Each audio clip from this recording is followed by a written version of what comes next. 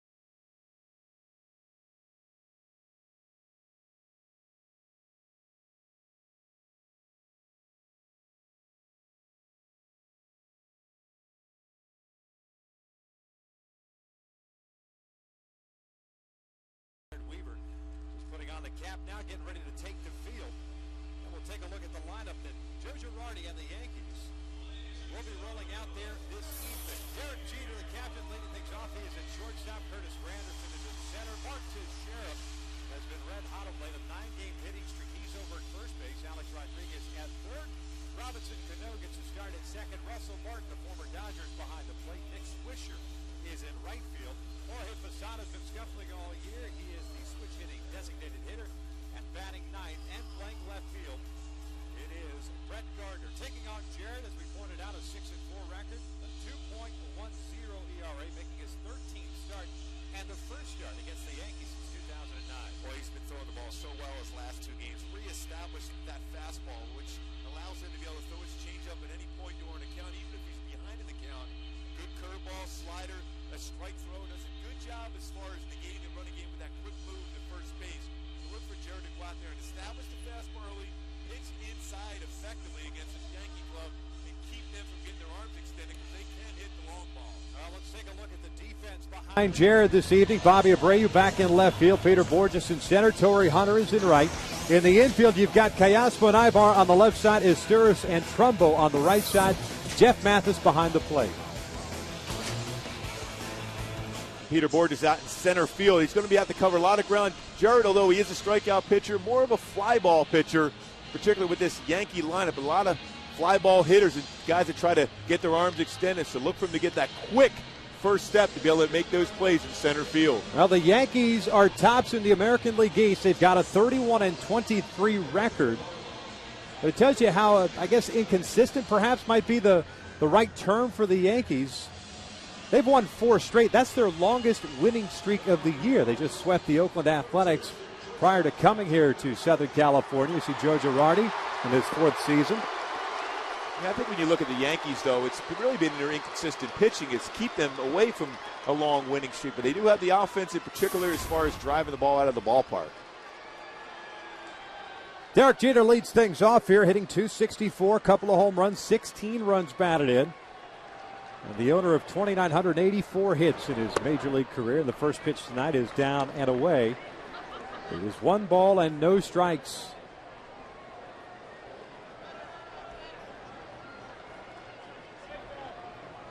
Jared coming off a terrific start against the Minnesota Twins. That breaking pitch misses away.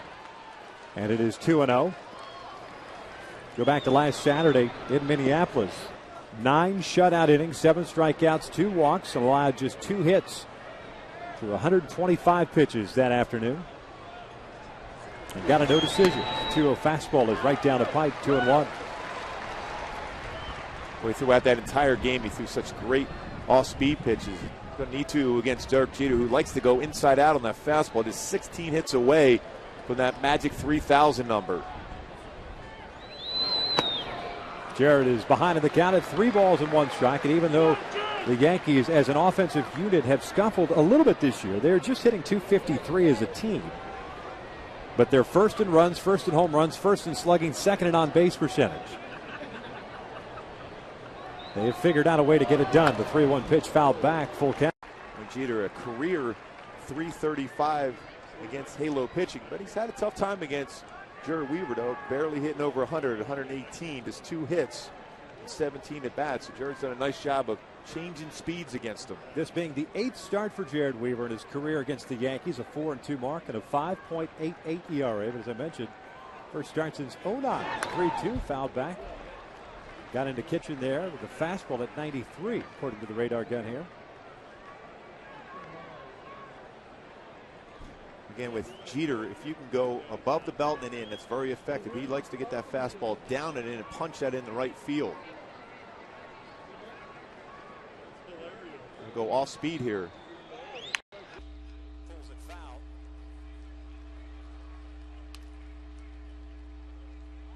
That's the thing that you will see against the Yankees, whether it's against the Angels or anybody else, just like the Red Sox. A lot of pitches thrown in the game. Take a lot. They foul off a lot.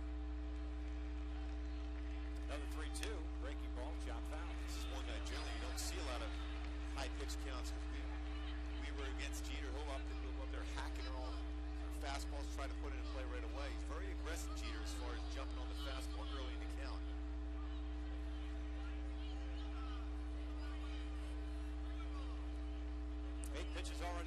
out here to start this ball game off. Mathis looks like he wants the fastball away. Jeter fouls it off to the right.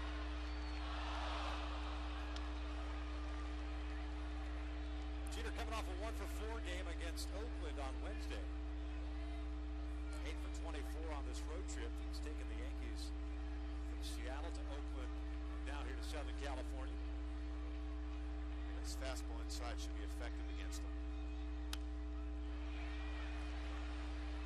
And he on his kitchen right there, the fastball.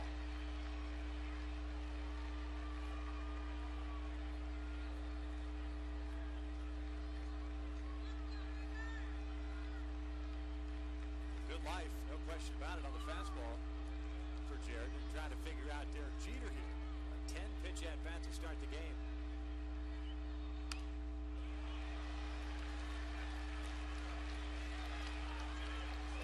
Over Detroit against Weaver in Boston. That being a 13-pitch at-bat that resulted in 2 RBI single. Jared had a good feel right now for a changeup too. Though he's been late, Jeter on the fastball, so it's a difficult thought process to go through. Go with a slider.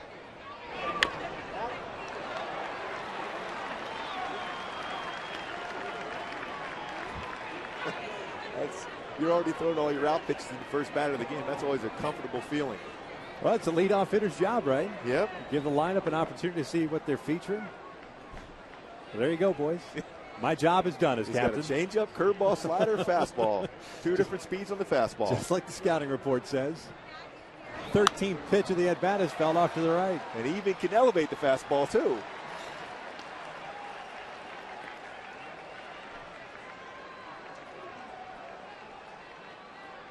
Many a times on the mound, a catcher would run out there after a lot of foul balls. He'd, hey, what do you want to do? I said, I just want to get this over with, one way or the other way. If I give up a base hit, I'll pick him off at first. Just tell him to put the ball in play. One way or another, there will be some sort of roar coming from the fans. Great battle here to start the game. 13 pitches so far. The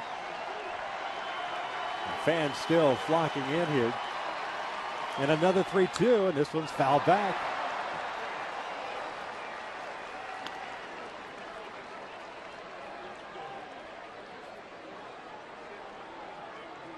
Good thing there's no real pitch count for Jared.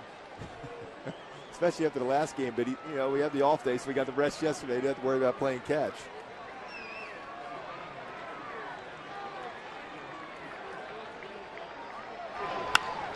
Popped it up to center. Gorgeous, drifting back a little bit. And there you go. Take a look at our Hyundai key to the game. I'll go with some lever boy working for the weekend. Boy, that was almost like a weekend and one at bat. No doubt about it. Hey, but it's an out. Goes down as a routine fly ball to center field. But hey, the Yankees in town, an opportunity to be able to reestablish yourself as one of the elite teams. The Angels got to put it all together, all 3 phases, to be able to beat this club. Here's Curtis Granderson, takes a slow curveball in for a strike. Granderson hitting .278, 17 home runs, 41 runs batted in. The Yankees center fielder. That's up and in, evens the count at 1 ball, 1 strike. I like that pitch right there. Up there, slow curveball, fastball up and in. Make them uncomfortable.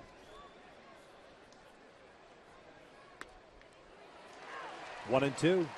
Granderson second in the American League in home runs with those 17 bombs behind Jose Bautista of the Blue Jays, who has 20. He is the team leader. Teixeira has 16. He's on deck. There's a look at the American League home run leaderboard. The Yankees as a team have hit 83 home runs on the season.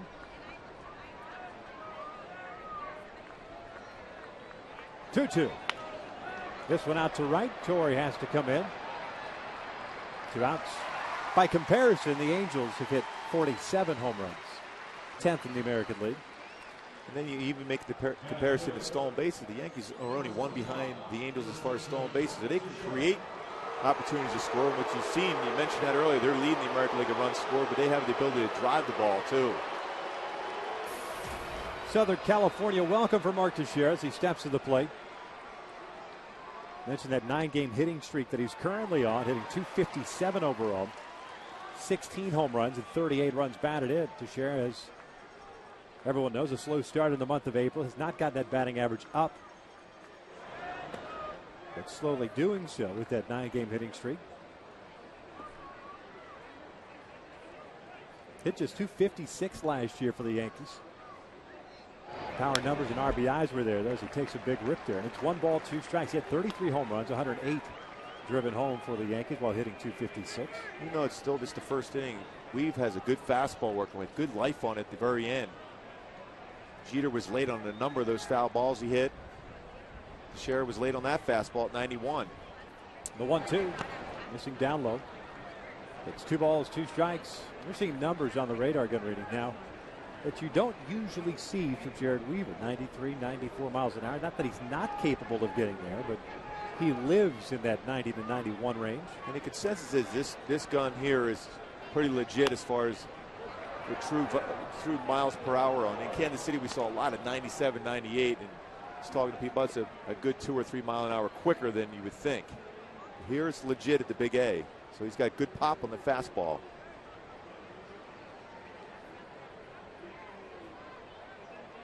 2-2, breaking pitch, pulled foul. The count remains at 2 balls, 2 strikes. Teixeira from the left side this year, a .244 average, although 11 of his 16 home runs have come from that side.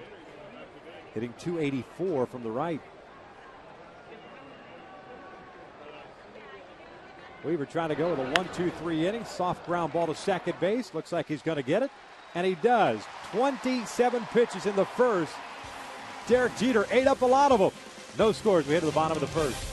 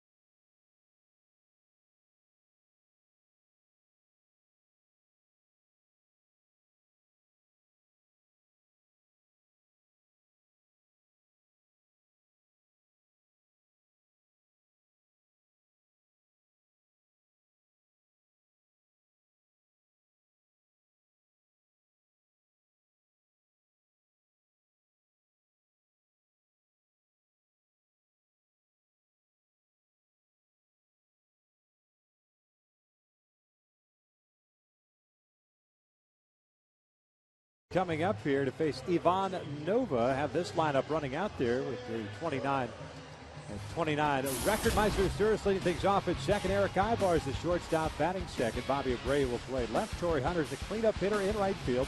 Alberto Callasco at third. Russell Branyan serving as the DH while Mark Trumbo plays first.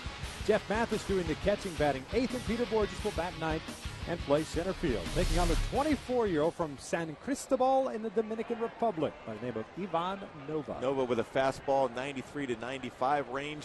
Lives upstairs with the fastball.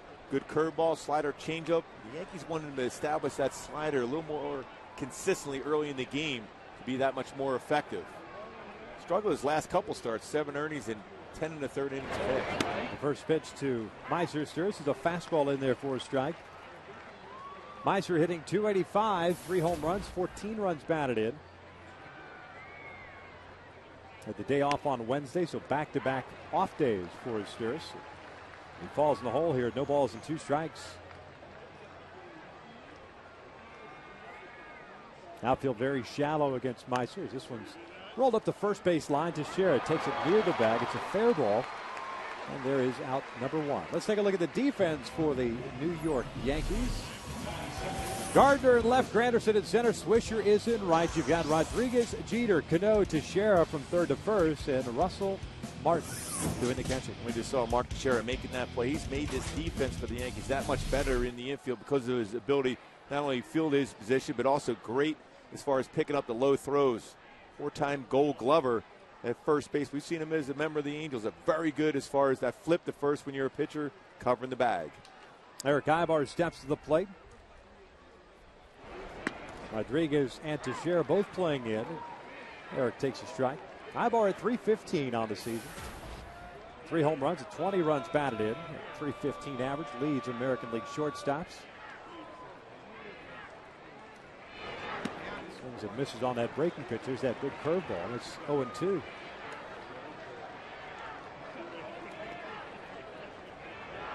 Nova's had a couple of no decisions the last 2 times out.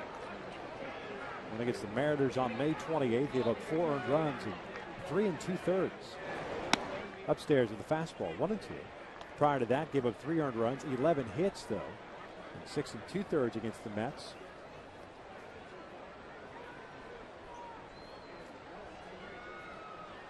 Last win coming against the Tampa Bay Rays down in St. Pete. 1-2 pitch. Ibar loops one into right field. There's a base hit. Swisher comes charging in and over. Makes the play cleanly. Gets the baseball back in. He was playing Ibar the opposite way, so toward the alley in right center field. So Swisher had a long way to go. And when you throw that slow pitch, you speed up the bat.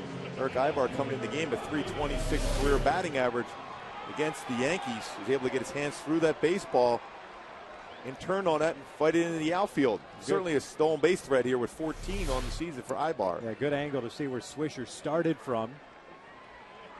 So Ibar's on board with 1 out. Here's Bobby Abreu. You mentioned the stolen base threat as Bobby's numbers are on the screen. Russell Martin has thrown out 3 of 32 would-be base stealers. Bobby takes a strike. So early on, Nova throwing a lot of fastballs, getting ahead. Perhaps to set up the not only the curveball which we've seen, but as you pointed out, that slider that Joe Girardi and the rest of the Yankees would like for him to get back to. Well, he has a good, sharp, hard slider. He's fallen in love with that curveball, and at times leaves that up in the strike zone.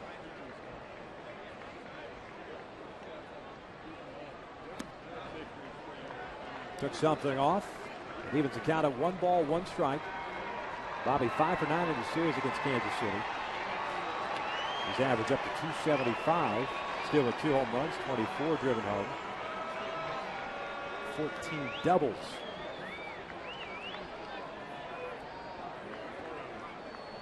Bray with 37 walks on the year.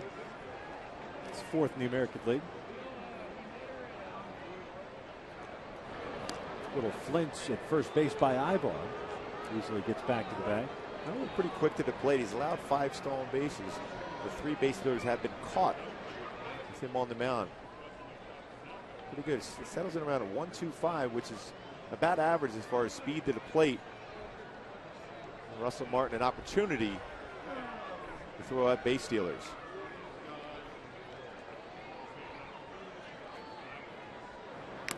Bobby foul tipping that pitch. He's in the hole at 1 ball, 2 strikes. Along with the walks, of course, come the on-base percentage. He and Howie tied for 5th in the American League. On-base percentage at .388.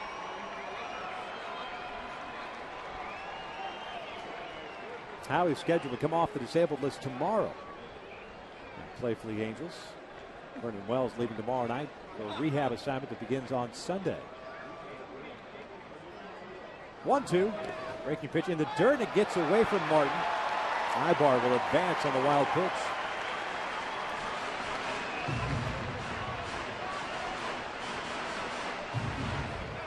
Overthrew that curveball in the dirt. Martin didn't get his body over quite over there in time to be able to smother that and keep it in front. Ibar with a good secondary lead, able to easily get into scoring position now. Ball seemed to hit off the glove of Martin. Big hole on the left side. Jeter trying to keep Ibar close to the bag. Now backs up. 2-2. That's driven out toward left center field. That's going to go all the way to the wall. Ivor around third. He's going to score. Bobby in at second. He'll stop there with an RBI double. The Angels on top 1-0. Bobby's 15th double. Notice on that road trip at times he was pulling off the baseball, but stayed back with good, quiet hands, hit that ball to left center field. Rick Garner was playing real shallow. He got underneath that breaking pitch, is spinning up there for Bobby to be able to get through that baseball and drive it very well to left center field. Granderson's a guy that always plays shallow. And of course, Gardner's playing shallow and left. That ball easily got by him. Well, you see where he is at right now. Mal Simmons joining him at 29th all time in the doubles category. Picks up his 25th run batted in. Here's Torrey. First pitch fastball, trying to overthrow that one. This is down low, and it's 1 ball, no strikes. You pointed out Granderson and Gardner playing shallow, and if that's what they're going to do against Bobby, I mean, he's such a good opposite field hitter, might as well take that approach. And he's better when he takes that type of approach. When he tries to pull the baseball, that's when Bobby gets himself out. Hits that ground ball to second base.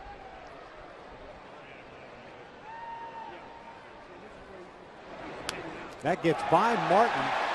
A fastball that was up. Second wild pitch of the game, and it puts Abreu over at third. Well, you wonder if that was a cross-up. The way Martin went after that baseball. Well, he was looking like he was ready for that ball to break, like a curveball or a slider. They're calling that a pass ball on Russell Martin.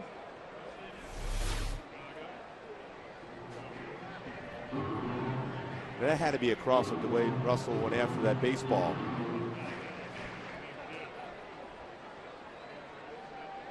It's easier to react thinking, you know, if you're looking for a fastball, get a curveball, but when you're looking curveball, then all of a sudden you get the fastball, it's much more difficult for a catcher to react on that one. With 1 run in, the infield in for the Yankees. That pitch is outside. Martin can't find it, now does. It is 3 balls and no strikes. Russell's having a tough first inning. Baseball's in the dirt, a cross-up on a fastball.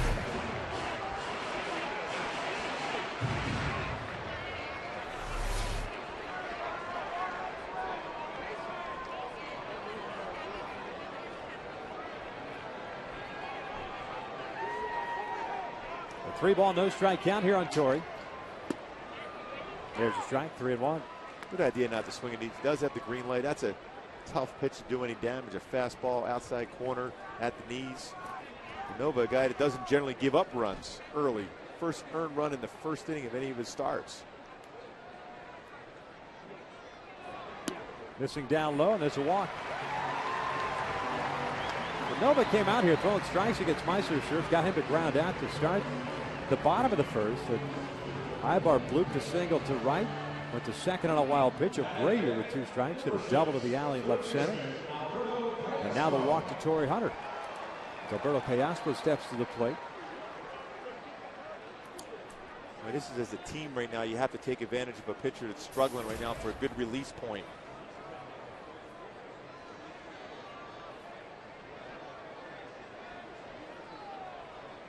Alberto hitting .299 on the year with 3 home runs, 27 runs batted in. He takes down low for ball 1.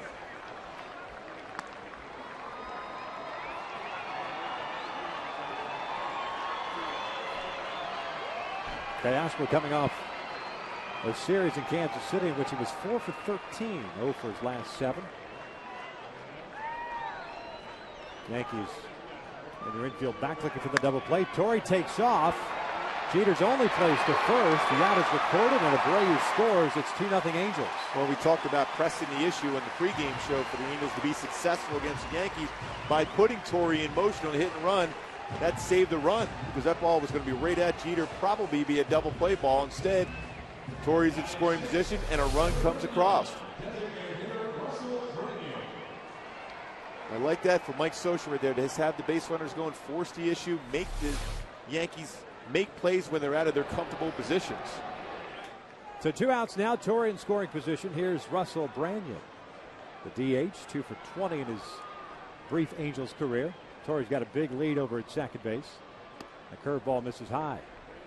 Of course, the pass ball helping the Angels get a run in, with Abreu advancing to third base, being able to score on that Ground out. Alberto picks up his 28th run batted in.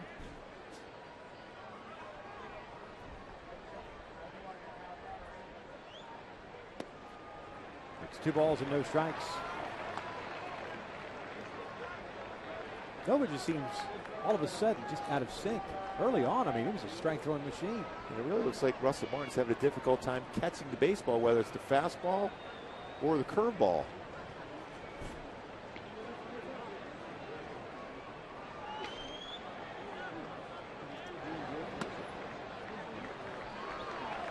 Get it over fastball, misses up and away, and it's 3 balls and no strikes. And I fully expect Randy to get the green light here if he can get a fastball inner half. That's the ball you go after. If it's down and away, you leave it go.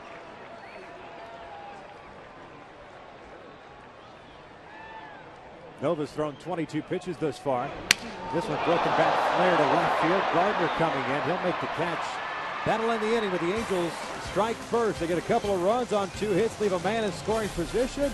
And after 1, Halos lead at 2-0.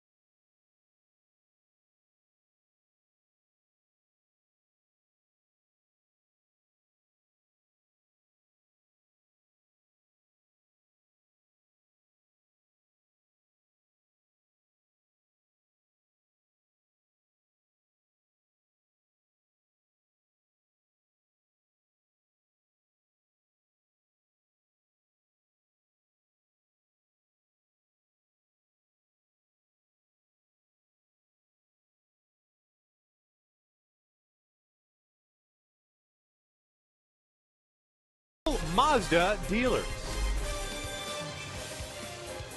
Top of the second here at the Big A. The Angels up by the score of 2-0. Jared Weaver getting ready to throw the second inning to face Alex Rodriguez, Robinson Cano, and Russell Martin. It's our pleasure to welcome in former Angel great pitcher Mike Witt. Kind enough to join us here. Thank you, Victor. How you doing, Mike? I'm doing great, man. It's been a long time since I last saw you. It's been a while. When was the last time you saw me? Oh, it would have to have been late, probably about 88, 89. Wow, what were you, like 10? Man? Yeah, right around there. Yeah. Still in my 3rd year in college.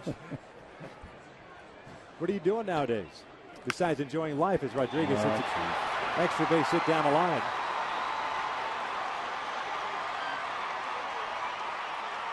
Well, I've been coaching high school baseball ever since I got out of the big leagues here. After I retired in '93, I started out at Dana Hills High School, was there for about 5 years, and then went out to Santa Margarita when my kids started out there. So I've been coaching out there probably 15-something years. But after my middle guy graduated last year, so I've been out in Santa Margarita for probably a year or so now, 2 years. I got a little guy coming up though. He's 13. He'll be out there in 2 years. Oh yeah. Yeah. Legit. Is he ready to go? Well, I like him. Yeah. Well, of course. Not that there's anything wrong with Does that. he have a big curveball like you? No, he's not a pitcher. He's a middle infielder. Oh, smart. Gets a bat on the ball. He's a gap hitter. Did you ever have any at-bats like the one Jared had against Derek Jeter, 15 pitches to start off a game? Oh, man, I probably did, and it was probably against I think I did. Now that you mention that, Willie Randolph had an at-bat against me in Yankee Stadium where he fouled off probably 3 or 4, ended up probably being a 12-pitch at-bat. Got a triple out of it, though. I didn't get a pop-up like he did. That was pretty good by Weaver. Yeah, that's what I was thinking. I said, hey, either I'm going to hit you or I'm going to walk you. I know one way or the other way I'm not going to get you out, but Weaver was able to stay in control and get that out. You know, there comes a point where you get to about the 12th pitch and you go, you know, either get a hit or get a walk or get out of there. Something. I'm done with you. Let's go. Well, at least Jared had a smile on his face knowing that it was over. Regardless of what it was, at least it was over. Exactly. And it was an out, so that helps. 27 pitches and not one base runner.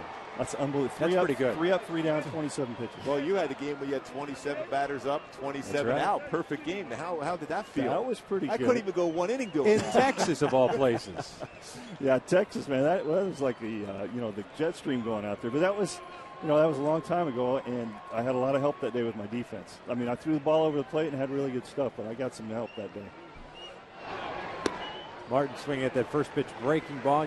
Gooby brought up that big curveball of yours. Are you teaching your youngsters coming up, or even the kids you were coaching, were you a big fan of the curveball? You still teach that pitch, or were you like nowadays guys going to the slider more so? Right.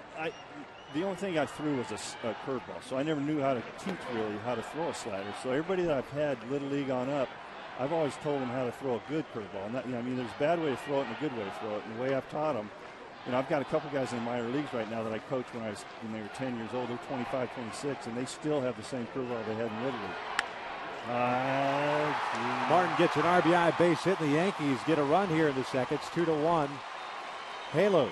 Well, you went out there on the mound, you had some good stuff still on your fastball there. I mean, when you go you're at the Big A here, is it still a great feeling to be able to be out there with this atmosphere, with all the fans here at the Big A? Gooby, there's nothing like it. There never will be, when I played, you kind of get lost in the fact that you're playing and you're doing your job. But now that you come back and you do this, it's like there's no other feeling in the world like going out on that mound, knowing you're throwing the first pitch, you're starting the game right after the national anthem. There's no feeling like that in the world. All right, you had a chance to throw out the first pitch today. I didn't get a chance to see it. Gooby said it was legit gas, like 73, 74 miles an hour, to quote him. With movement. With movement, too. Well, to Jamie Moyer, it was gas, yes. Actually, that's all I got right now is about 75 tops. I'm throwing BP about 4 days a week now to my kids, but I'm throwing it from about 45 feet like they do here at the Big A. But to back it up to about 60 feet like I did, that was a stretch right there for me. Have you guys talked at all and maybe even talked smack about throwing out the first pitch? I know you're still friends with a lot of the guys that have thrown first pitches. Well, we do. Actually, the first guy that actually didn't do it right was Mark Langston. We understand he threw it in the left-handed batter's box in the dirt. So we're trying to – it's not hard to outdo that, right? And I'm sure he's listening and saying, thanks, I'm glad you brought that back up, Mike. Oh, he knew I was going to say something. Swisher swinging through a fastball, and it's 2 balls and a strike with a man on. Mike Witt kind enough to join us here in the booth. And, the celebration of 50 years of Angels baseball, you're a big part of it. And we brought up that perfect game down in Texas. A lot of history in this ball club. I mean, obviously, I'm sure it was a thrill for you to go back to 2002, watch this team win a world championship finally for the Cowboys. Well, I grew up here in Buena Park, right down the road here. I went to school at Servite, right down the road at La Palma. So, for them to win a World Series after I had played here for 10 years or whatever, and it was a long time coming at that point. But it was like, and I know that Tim Meade and all the front office wanted all the alumni to be a part of that, and they made it really special for us coming back in the parade and all that stuff. But just to see it and go to the games when they were in the World Series, it was really special because I grew up here. I was a fan the whole time. I can still feel that you still, root so hard for this club. Even though you play for them, you root so hard for this club even at this particular point, because I can hear you moan when the base hits have been given up against Weaver here. Well, I'll tell you what, the game's on at the house every day. If they're on TV, the game is on. I know I might not watch every pitch, but I know what's going on during the game because it's on throughout the house. That's how it was when I was growing up, too. My dad would listen to it. I'd listen to it. I'd come and watch Ryan and Tanana pitch. Those were my heroes growing up. I wanted to be Nolan Ryan. And, a couple of years after he left here, I was able to kind of go out on that mound and do the things that he did. You listen to every game? Or you watch every game, you said? I'm telling you, the game is on at the house. Whether I'm watching every pitch or not is another thing, but the game is on every day. How's Gooby doing?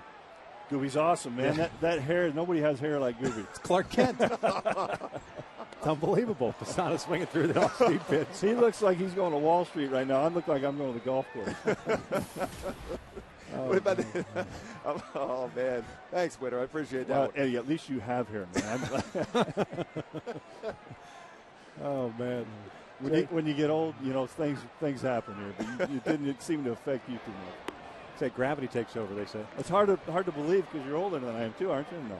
I'm probably. That's usually something Victor says to me all the time. Well, it's because you are older. Oh, no. I can't play golf like you. I know that. I know you can play some good golf, though. How's your handicap going right now as far as the golf game? Handicap's about as high as it's been in a long time. It's at a 2 right now, but I'm trying to work it down.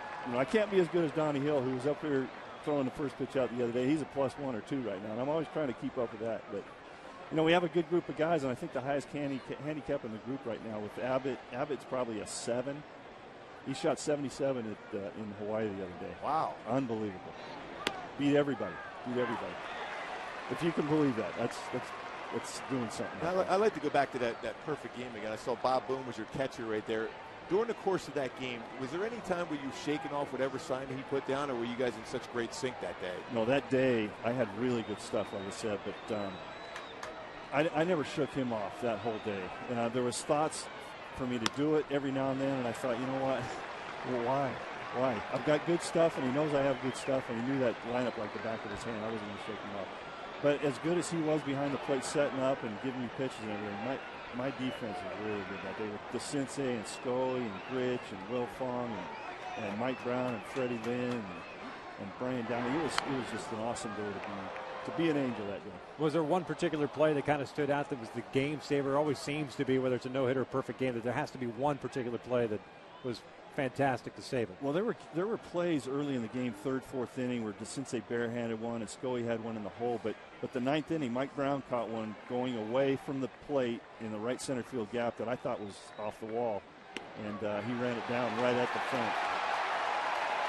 Good pitch right there. Good little 2-seam action right on the inside part of the plate. Now, when you look at clubs like the Yankees now and the Red Sox, the patient club. Now, how effective do you think your curveball would be against a club that takes a lot of pitches? Because you've gotten them to swing at that pitch, say early in the count, to get some easy outs, or would it have been more difficult for you? Well, if I knew they were going to be patient, because I used to throw the first pitch curveball just to get strike one. They take it, they see something spinning, they take it. But against a team that's going to take, why waste the curveball? Just throw a fastball. Maybe they swing. Maybe you get a ground ball. But so you save the good one for later in the at bat, and hopefully you can get them out swinging in the dirt. Brett Gardner coming to the plate with 2 men on base and 2 outs, takes the breaking pitch for a strike. Did you have problems early on with umpires and calling that big curveball? It seems today, if you have that big snapdragon curveball, 12-6, umpires don't necessarily call it, especially in the upper part of the strike zone. Yeah, early on when I was a rookie, they test you. They obviously test you, and I wasn't one of those guys that was real patient with umpires when I was a rookie. And they let me know it too. Ken Kaiser pulled me aside in an airport one day and said, "Listen, the word's out on you. You better quit bitching and moaning at guys because you're never going to get pitched."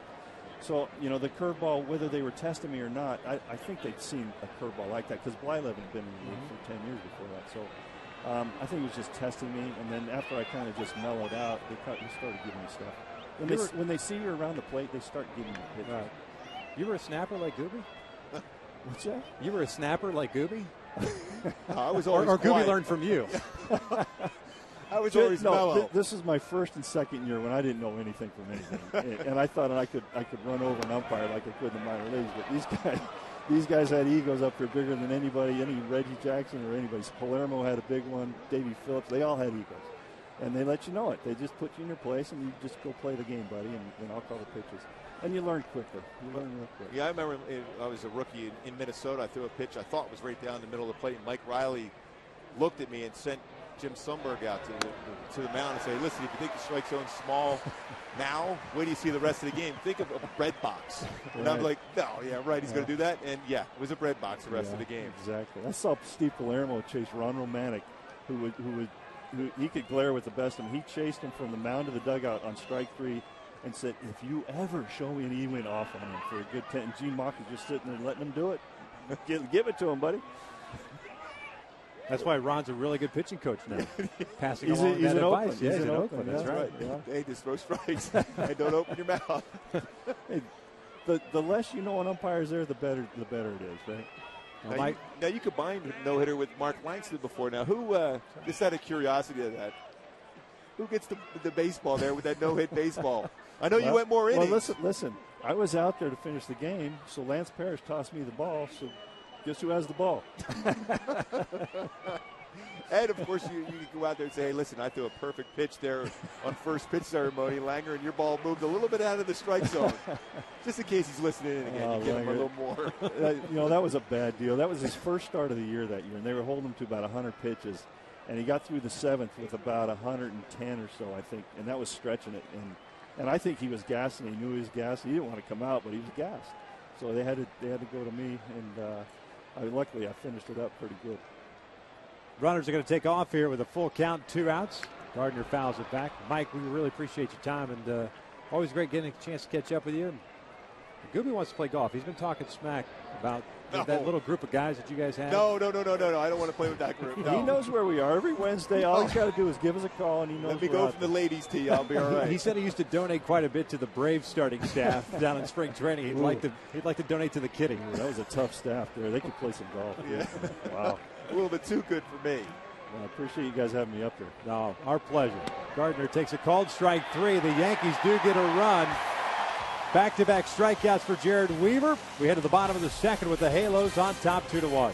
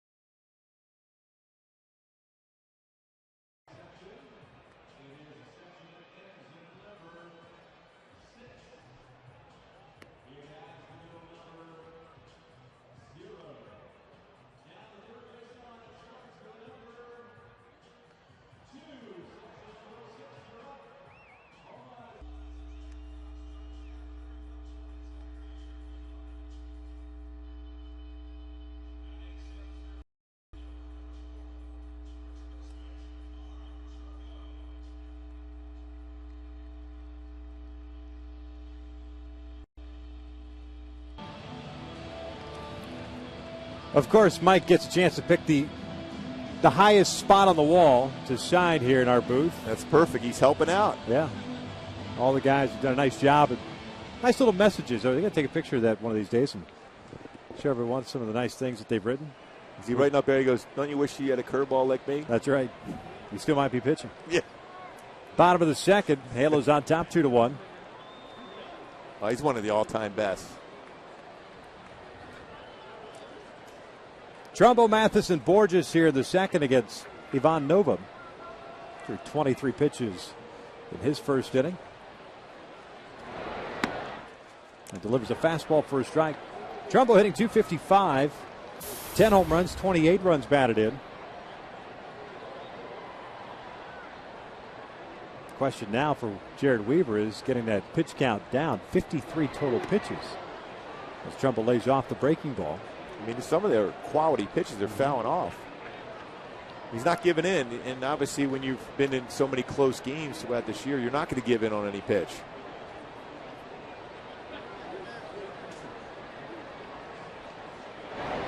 Breaking pitch is chopped foul. 1 ball, 2 strikes on Mark.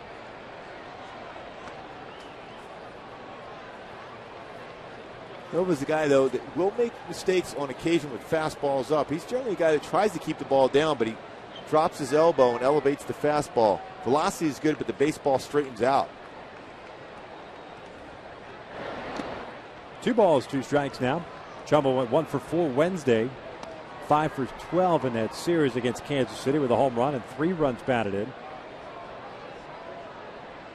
And overall on the road trip through Minneapolis and KC, 7 for 21.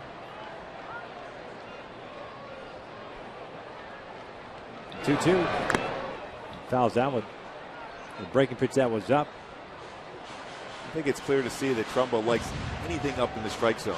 You know, that home run he hit at Target Field, a fastball up and in, what was about 94 miles an hour off the plate, that letter high, and hit it, they said 436, but we beg to differ. That ball was way out. Thought that ball in Minneapolis went further than the one he hit in Kansas City, and that was measured at 472. He's a strong man. 2-2. Hits this one in the air toward right center field. Swisher calls off Granderson. And Trumbo, who's retired for the first out. Aerial coverage provided by Goodyear. Everything Goodyear has learned, making tires that go the distance, inspires what they roll into yours. Always great shots when the blimp is in the house. Would you like to go fly in one of those things? I wouldn't mind. How about you? I'll stay here and say hi to you. Mathis swings the first pitch and pops it up to shallow right. Cano going out. Swisher calls him off. 2 outs. One pitch at bat for Jeff Mathis. He's retired for out number 2. Brings up Peter Borges. Certainly see Peter Borges testing Alex Rodriguez at third base. Alex with that hip issue and knees. Make him come in on the baseball if he can.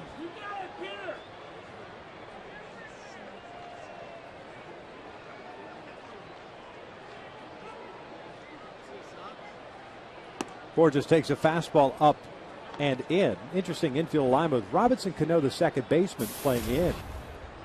Almost close to halfway, anticipating perhaps a push bunt as Borges fouls it back to the right. Evens it down to 1 ball, 1 strike. Of course, you're going to see corner infielders play in on Borges, but Cano playing in more so than a normal second baseman would, especially for a guy that really hasn't exhibited the ability to use that push bunt, still learning. And we've talked about that, what he should try to do at some point, but he hasn't done it yet. Breaking pitch fouled down the right field line. 1 ball, 2 strikes. Peters average down to 236, 3 home runs, 12 runs batted in. Tough road trip, 5 for 23, a 217 average. Grounds this one toward the hole. That's a base hit. 2-out knock for Peter Borges. Keeps the inning alive for Meister Asturis. Fans, be sure to vote your favorite Angels to the 2011 All-Star Game in Phoenix, Arizona this summer. Voting now open and available at Angels.com. Don't miss your opportunity to vote your favorite Angel to the Midsummer Classic. Because you know this time. It counts? It counts. Asturis 0 for 1. He grounded out to Teixeira in the bottom of the first. Peter easily back in, standing up. Borges with 6 stolen bases on the year. He's been caught stealing 4 times. Ibar leads the team, as Gibby pointed out, with 14. Abreu second with 8. Well, he was going. Had that momentum going towards second base. Nobody steps off. It's one of the things you have to be leery of now if you're a base stealer. A lot of times a pitcher will step off and this time throw over quickly.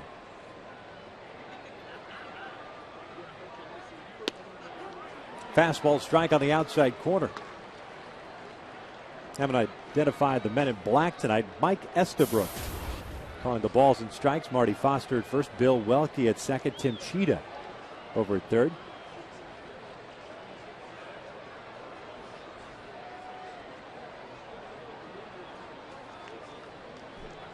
Borges leaning over at first base, takes off the 0-1 pitch, a curveball. The throw down from Martin is not in time. Make that 7 stolen bases for Borges. He's in scoring position with 2 outs. That's 4 straight successful stolen bases for Peter Borges. Getting a better feel for the pitcher. He had a good jump there. On the old-fashioned way, going feet first into second base. Again, you can see him getting a little better reads. A little bigger lead. certainly been more successful of late as far as stealing bases. Meiser in the hole here. No balls, 2 strikes.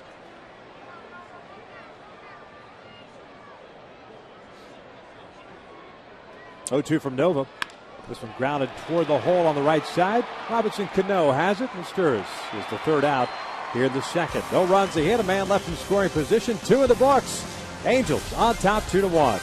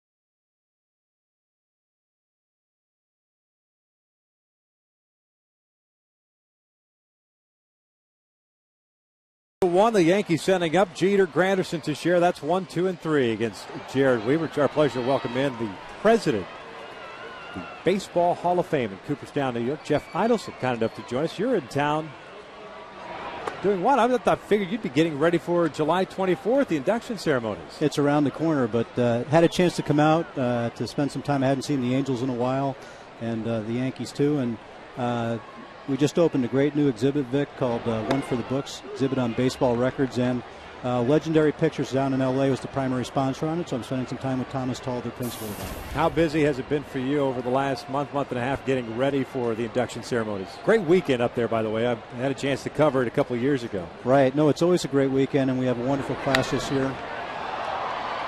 Abreu looks like he's got a beat on this one. Of course, Pat Gillick, one of the first modern-day general managers for an election to Cooperstown. Bly Levener pitched out here with that great hit, 287 victories, 60 shutouts. And then Robbie Alomar, that for me working in the American League for 9 years, was by far the best second baseman I ever saw in our league during that era. Was it frustrating for you as a fan of Robbie Alomar not to see him go in that first year and have to go through all the debates as to why he's not a first ballot Hall of Famer?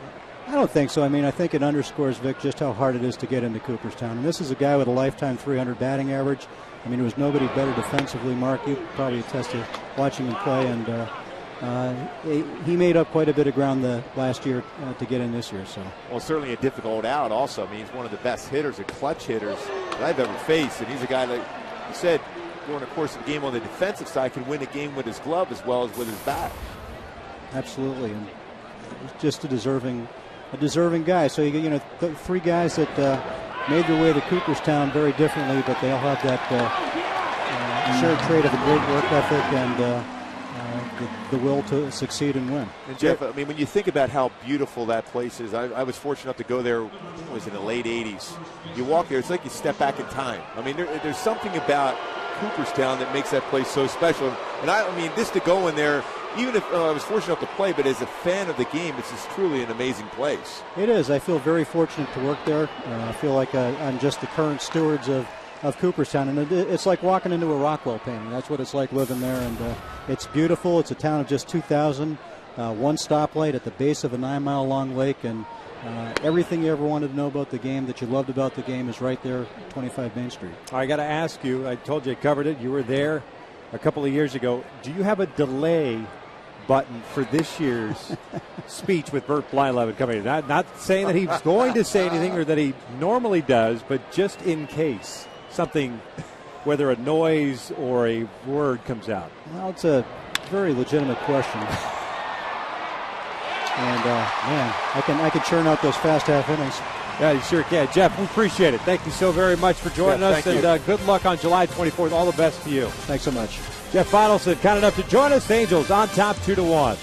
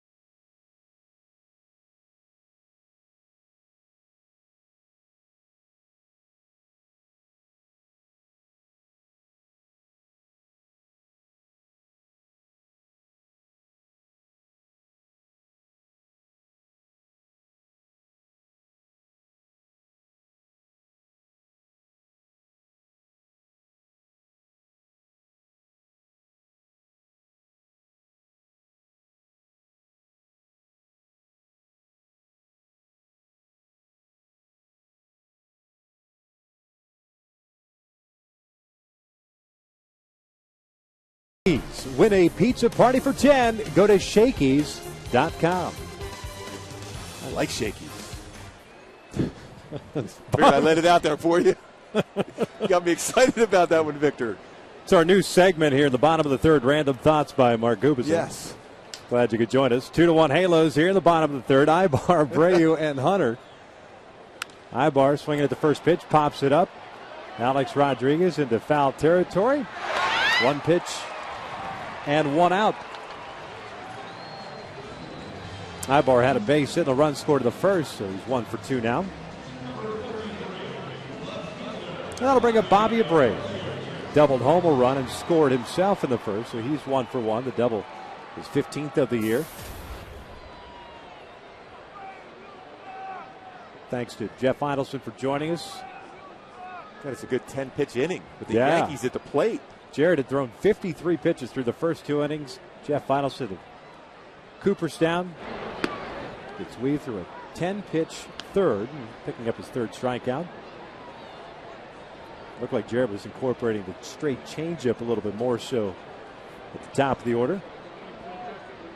And more importantly, it was not a 15-pitch at bat for Derek Jeter the second time around. And usually Jeter puts a ball in play rather quickly. It's an unusual at bat for him.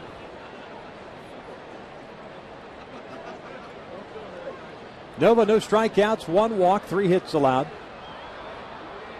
One of the runs in the first inning unearned because of the ruling on that pass ball. Yeah, it was definitely a cross-up on that one. That's what a lot of times for a catcher, though, you're at the mercy. It looks like if you're sitting there randomly watching the game that you would think the catcher made that mistake. But when you're looking for a different pitch, and particularly when you're looking for a breaking pitch, and then you have to try to catch a fastball that's thrown high in the strike zone, makes it difficult. Not quite that high in the strike zone, but it's a good angle to be able to see it. Let's see how quick you are as a hitter to be able to react. Strike on the outside corner. 2 balls, 2 strikes now. The Yankees with a run on 2 hits. They've stranded 2. The Angels 2 runs, 3 hits that have left 2 men on base.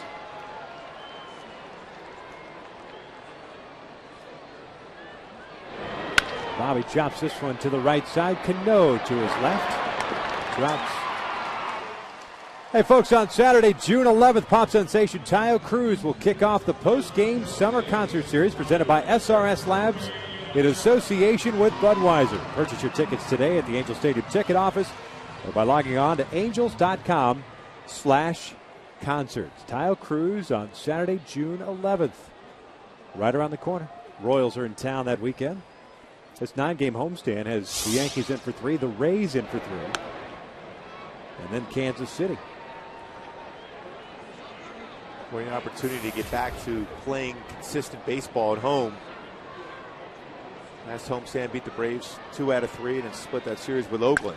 Chopper off the mound. Cano had positioned himself perfectly against Toriano. It's a 1-2-3 inning for Nova. 3 in the books. Halo still on top 2-1.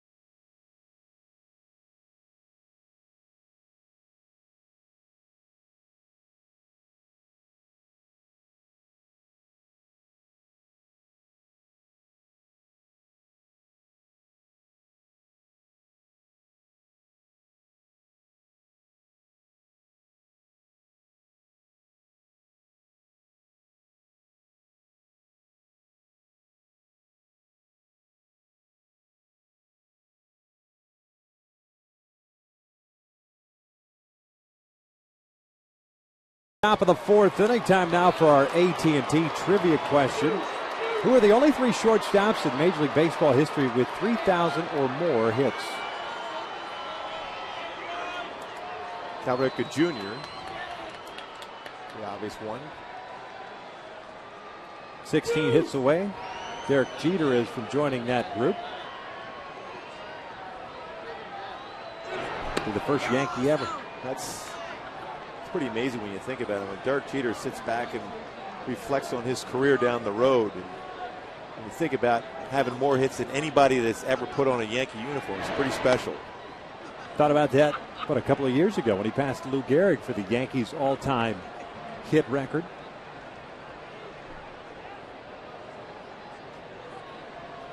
It's Alex Rodriguez leading things off here in the 4th inning. Popping this one up on the third base side toward the dugout. Callasco and Mathis, neither has room. And it's 2 balls and a strike. Alex had a double leading off the second, scored the only Yankee run. The double, his 11th of the year.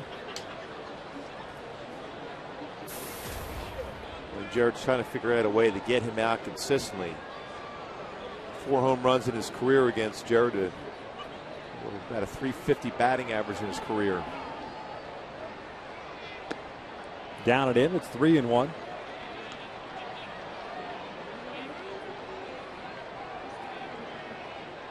And it's always been able to be pitched inside with the fastball, but it's got to be above the belt. And he walked him. So the leadoff man is on board. Bringing up Robinson Cano. Second walk issued by Weaver to go with the 3 strikeouts. He walked Nick Swisher in the second inning.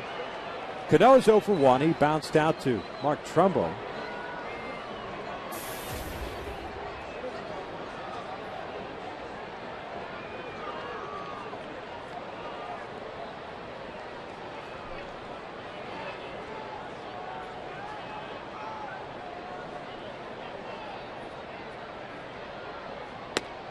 He looks at a fastball for a strike. Cano's got a 5-game hitting streak, a .284 average, 11 home runs, 37 runs batted in.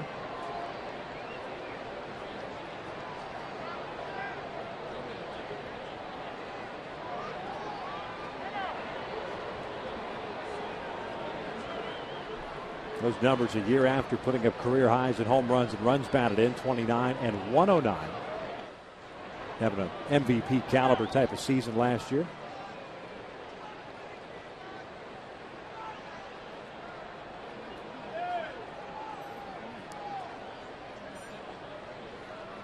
Rodriguez, not a very big lead over at first base. The 0-1. Down and in. 1 ball, 1 strike. Alex, just 3 stolen bases, been caught stealing once. Kevin Long, the hitting coach for the Yankees, has done some things with Robinson Cano over the last year or so to be able to be more consistent of turning on the fastball in the inner half, even though Weaver tried to go fastball in there. Early on in his career, Cano would hit the ball a lot to left field. Kevin Long did some drills with him to make sure he's able to get the bat head out, be more consistent, driving the ball to right field, to right center. Long, their hitting coach, has done a tremendous job with a number of these hitters for the New York Yankees. No easy task with the number of big-name guys in that clubhouse. Especially with not a lot of time for Kevin at the big league level. The guy that's doing very well in the minor league system with the Kansas City Royals. So these guys are, a number of these guys, on the way to the Hall of Fame, but then you're trying to tweak with their swings. He's been very effective as far as getting them to believe in his system.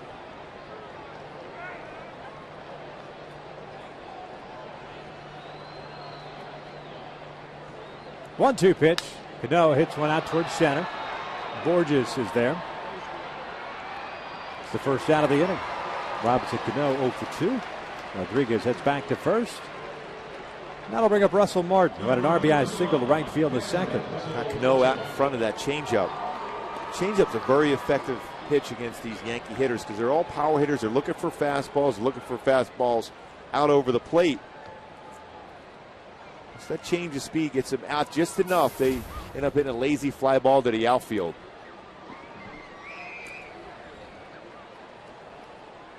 Martin picking up his 27th run batted in with that second inning single. He's got 9 home runs on the year. Looks at a fastball for a strike.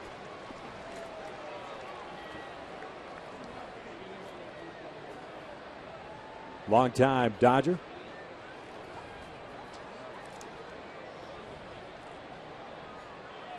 Signing a free agent contract this past offseason, just 28 years of age. He's had some injuries over the last couple of seasons. That pitch is in the dirt. It's 1 ball, 1 strike. Hey, Martin's already has 9 home runs this year. That's better than the 2 previous seasons for him. He had 5 last year in 97 games, 7 in 143 games. The Dodgers in 09.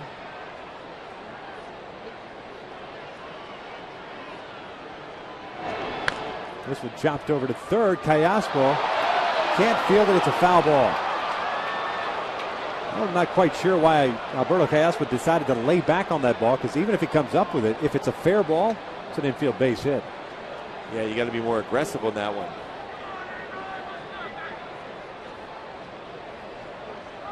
Thankfully, it went foul. So it's 1-2 on Martin. Not by a lot, also. You could almost make an argument there as Tim Cheetah making the call. Very close to that chalk. And crossing that base. If you're not going to have a play on that baseball to throw anybody out, you've got to knock that thing down. Plenty of time to get in front of it. Up and in, 2 balls, 2 strikes. Keep Martin from looking out over the plate. And that's a good pitch, too, because now all of a sudden, because you got him uncomfortable at the plate, Russell Martin is a guy that will hit him with double plays, hitting in 9 double plays this season. Now you got him straightened up. Now if you go away, you get a ground ball to second base for a 4-6-3 double play.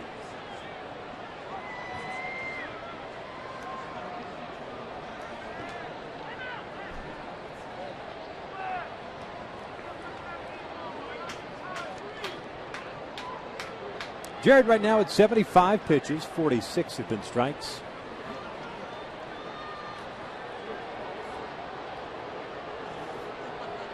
Two. Called strike 3 on the inside corner. Down goes Martin, 2 outs. Hey folks, this July, baseball's biggest stars will gather together in the Arizona desert for one spectacular night, the summer's biggest event, as Fox brings you every thrilling moment of the 2011 MLB All-Star Game. Coverage begins Tuesday, July the 12th, live from Phoenix at 5 p.m. Pacific, only on Fox. The strikeout of Russell Martin, the 4th for Jared Weaver. A-Rod still over at first base. 2 outs now for Nick Swisher, who had a walk in the second inning.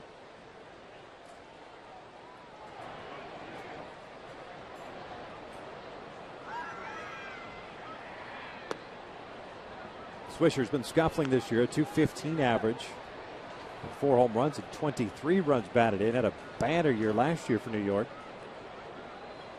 29 home runs, 89 runs batted in. Hit .288.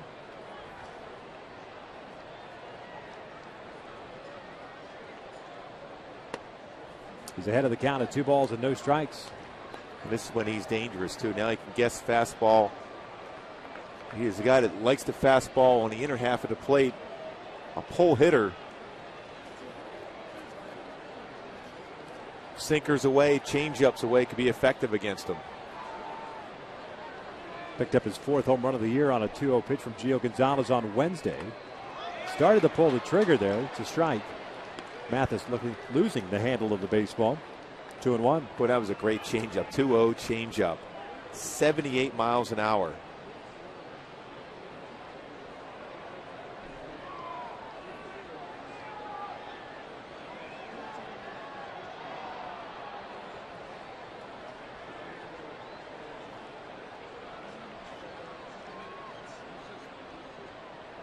Quick throw over there. Now, like I said, not very far off the bag. In case he decides to take off here in a 2-1 situation. 3 stolen bases on the season for Alex Rodriguez. Not running quite as much as he used to. Missing high. Pushing that changeup. And it's 3-1. Swisher now in his 3rd year with the Yankees. Picked up in a trade from the Chicago White Sox back in the offseason of 2008.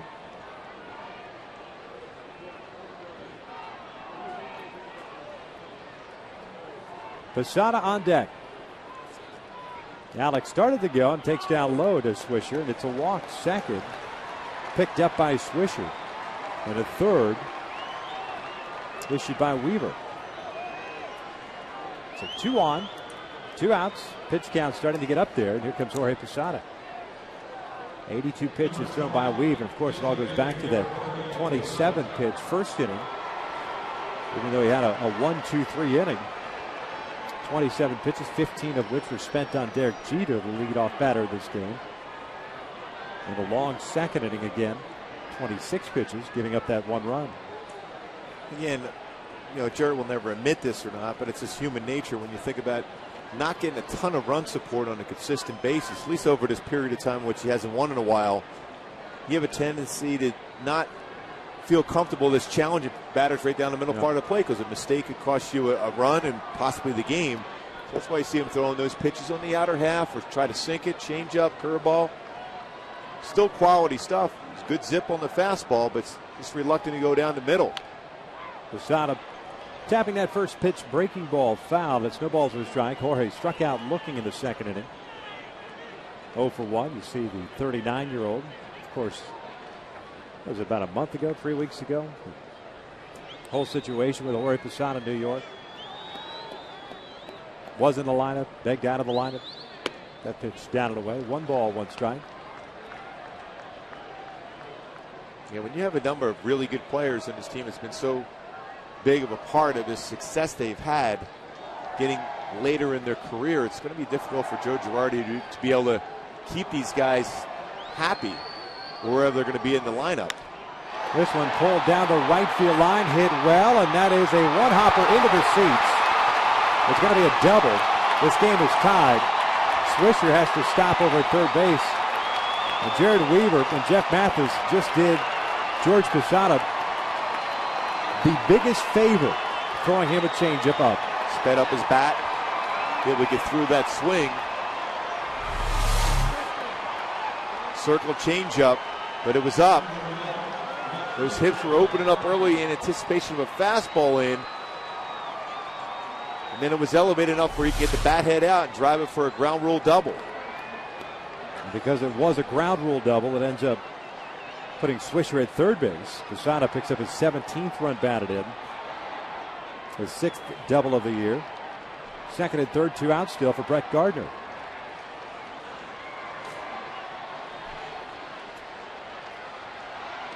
Gardner takes a breaking ball for a strike.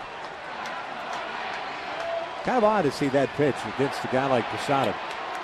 Can't get around on a fastball anymore. Good fastball in the way. Especially a fastball away, because then you force him to hit to the big part of the ballpark.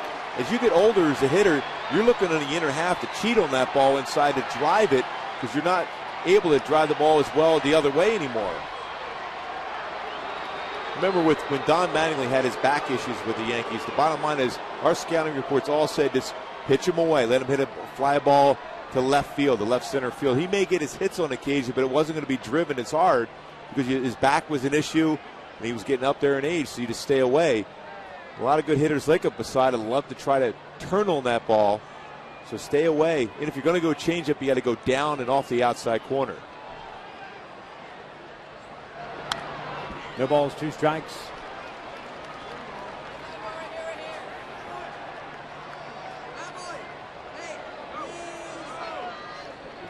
Good fastball early on for Jared. Relying on the straight changeup, breaking pitch here in the last couple of innings.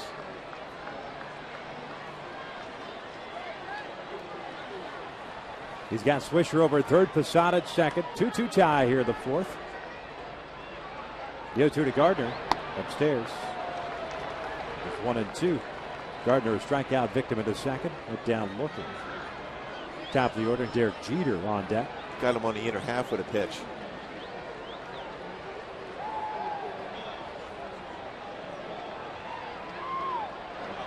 Jared, 25 pitches already in this inning. The 1-2. Gardner swings and misses. Down he goes. But the Yankees tie things up. They get a run on a hit. 2 walks and 2 left on. We head to the bottom of the 4th, tied at 2.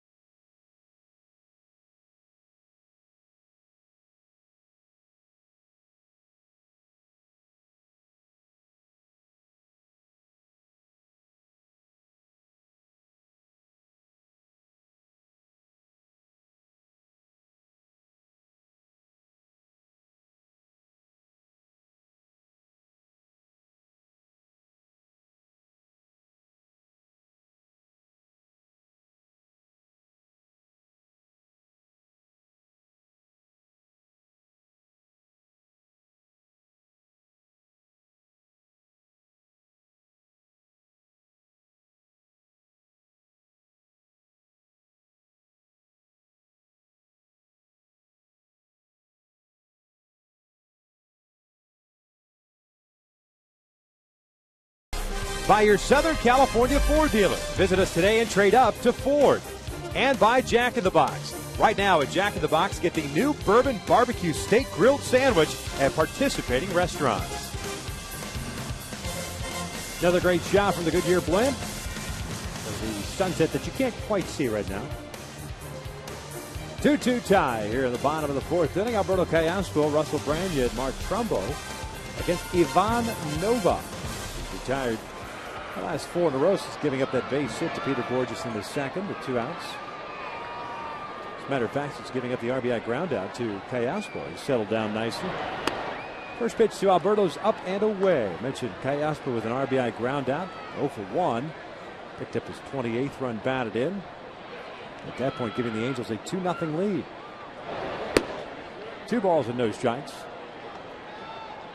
Yankees getting a run in the second, a run in the fourth to tie things up.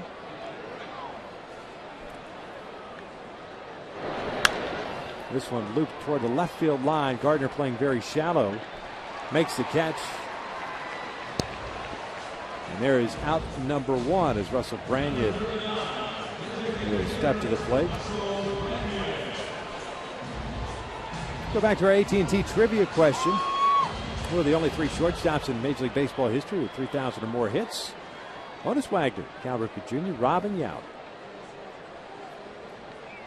Robin Yount, the pride of Taft High School in the Valley. Branyan looping one out towards shallow left center field, and Gardner looked like he lost that ball in the bank of lights. As we mentioned, he plays a shallow left field. Yeah. You see them talking with Granderson there. They didn't really read that well. Got caught in the lights. He's kind of running to an area and hoping to pick it up, but unable to do so. Right there, yep. Branyan picks up a hit. With 1 out here in the 4th inning, brings up Trumbo. Nova, a little different pitcher when he pitches out of the stretch as compared to the full windup. Not as much movement from the stretch position. Here's Mark Trumbo. Takes a fastball for a strike. Mark hit a fly ball to right field leading off the second, so he's 0 for 1.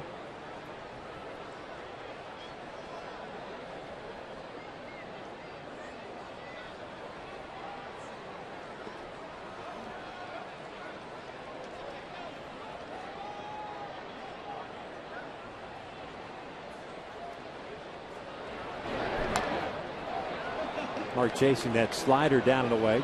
Getting a piece of it. It's 0-2. I think Mark was upset at himself for not swinging and jumping over that first pitch fastball. That's generally his spot where he's going to crush it. It was 93, but right in his spot. Inside corner, a chance to crush it. You see the residual of that swinging the pitch out of the strike zone. Frustrated with himself. 0-2 pitch. Upstairs. 1-2.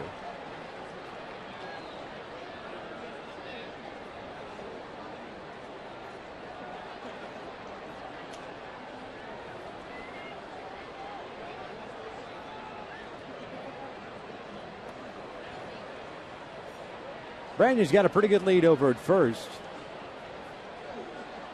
The 1-2. Just got a piece of it. And Cal remains at a ball and 2 strikes. And there's that slider that the Yankees want Nova to throw more often. Good little bite to it. Much more effective pitch against a right-handed batter because that late break to it. A curveball, you're still able to track it. Even if you're fooled enough, if you keep your hands back, you can still make consistent contact with that pitch.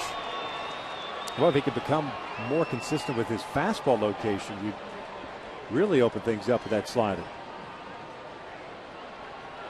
Quick throw over. Branyan's back.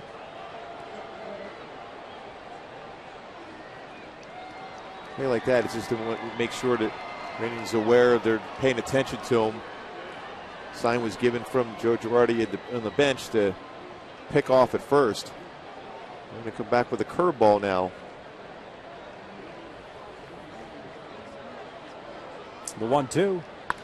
Line to left field. That's going to fall for a hit. Gardner plays it on a hop. Branyan advances to second. And there's that perfect example of what you were talking about, the curveball versus that hard slider. Yeah, he was fooled, but he's able to keep his hands back long enough and so strong that Mark Trumbo is he's able to hit that ball on the line, even though his body is fooled enough on. You see the hips are going to start opening up, but the hands stay back long enough to be able to hit a line drive with it. Slider, when your hips are open like that, very difficult for a hitter to hit a ball that hard. Consecutive batters reaching for the Angels here for the first time since the 4th. Jeff Mathis steps in. Mathis saw 1 pitch in the second, hit a fly ball to right. Takes a fastball just inside. It's 1 ball, no strikes.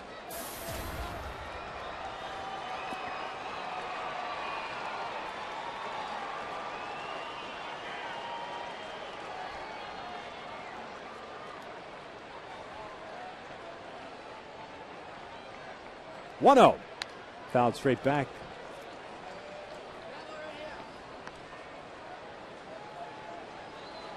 It's a 1-ball, 1 strikeout here on Mathis. Nova, after a long first inning for him, as far as pitches thrown, economical 56 pitches here, with 1 out in the 4th.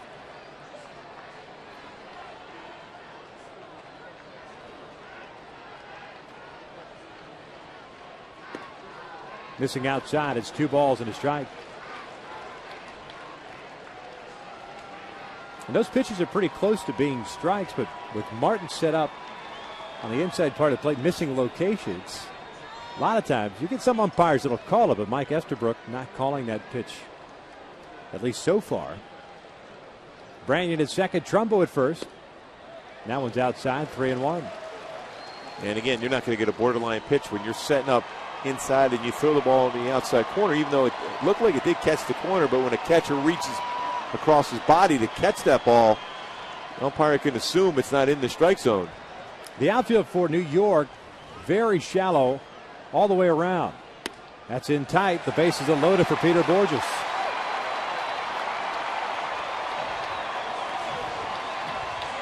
Second walk issued by Nova. No strikeouts for him. Larry Rothschild, the new pitching coach, will come out. And boy, so often we've seen the Angels in these scenarios where the bases loaded with 1 or no outs, and the hitters do the pitchers a favor by swinging at their pitch out of the strike zone. You have to center in on a spot and drive it. Hey, fans, join the Angels' wives and members of the Anaheim Fire Department as they host their first Fill the Boot fundraiser outside the gates of the Big A on Sunday at 11 a.m. Monetary donations are greatly appreciated, and all funds will benefit the Muscular Dystrophy Association of Orange County. That is Sunday at 11 a.m. Game time at 12:35 against the Yankees. Branyan at third, talking with Dino Evil. Mark Trumbo at second. Jeff Mathis at first. Yankees looking for a double play ball with 1 out here in the 4th of a tie game.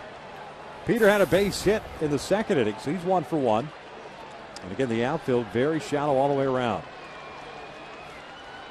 Nova's first pitch, outside, 1 ball, no strikes. Good fastball there, 95, but missing location again. Now, if you're Peter Borges, you got to look nothing but fastball here. Breaking pitch, let it go. Fastball, in your area, square it up. Nova's 1-0 pitch. Borges lines one under the glove of Rodriguez into left. That'll score 1. And the Angels back on top 3-2. Peter Borges, a 2 for 2 night, picking up his 13th run batted in. Boy, and he jumped all over that fastball.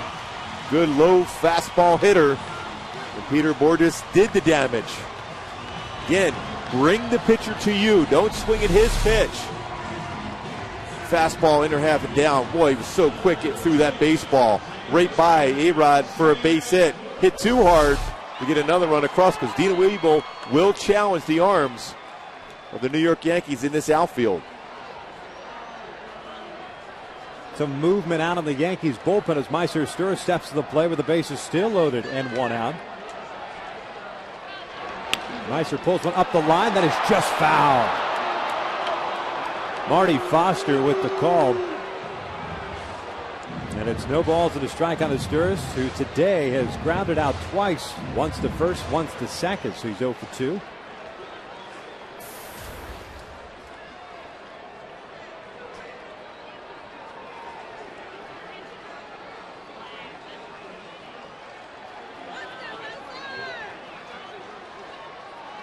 Oh, 1 upstairs. A good patience there from Meiser. The first pitch fastball just pulled a foul. A changeup there. Meiser very effective with the bases loaded. .340 career batting average, including 1 grand slam. And you want to look for fastball here. A lot of pressure on a pitcher to throw a strike. Fouled off to the left, and it's a ball and 2 strikes.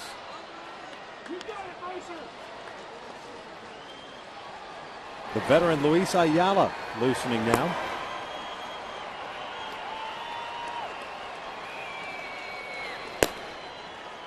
Signed by the Yankees as a minor league free agent in the offseason. 64 pitches thrown by Nova. The 1-2 to Asturias. He pulls this one foul off his foot. That slow breaking ball. Meiser just out in front of it.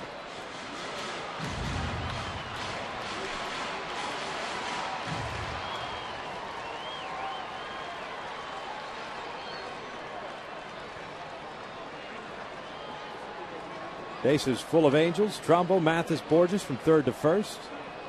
One out here in the fourth. 1 run in. 3-2 Halos. Asturias strikes out swinging. 2 outs.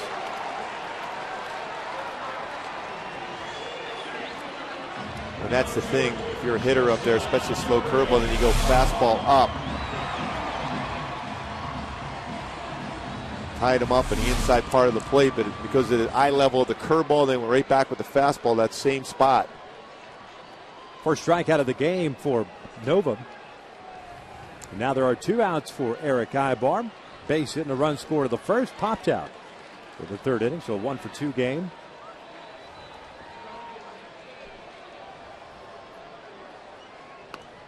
One ball, no strikes. Oh, with 3 wild pitches coming in this game, has 1 already, so that's 4. I think you keep an eye on, especially with the bases loaded here, man on third. While you work the count, put him in a pressure situation. Way too often of late, the Angels have had these opportunities, have not capitalized. They've gotten 1 run in, chance for multiple runs. 1-0, lifted in the air to left. Brett Gardner moving back on it. Will make the catch, and the Angels leave them loaded. However, he takes the lead on the Peter Borges RBI single. 4 in the books. Halos on top 3-2.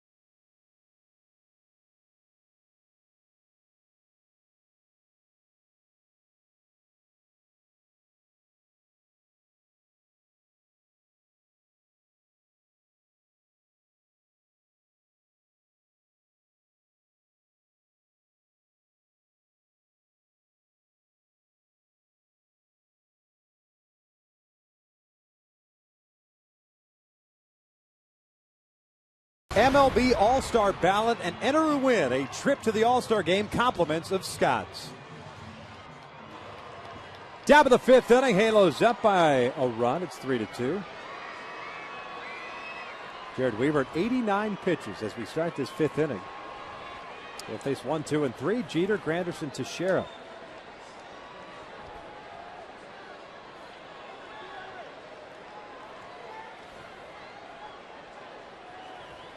Jeter's 0 for 2, a fly ball to center and a fly ball to left.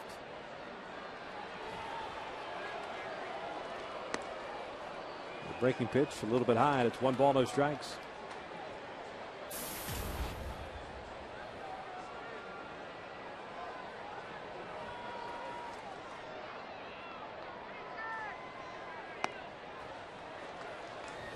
Falls behind here on Jeter at 2 balls and no strikes. The Yankees with 3 hits off Jared. His 5 strikeouts, but 3 walks. Leadoff walk coming around to score in the 4th inning.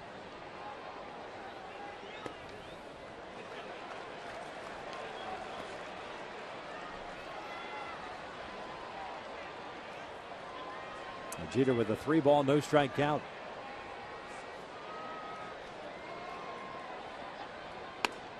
That's a 4-pitch walk. The second consecutive inning that Jared has issued a leadoff walk. Brings up Granderson. Aerial coverage provided by Goodyear. Everything Goodyear has learned, making tires that go the distance, inspires what they roll into yours.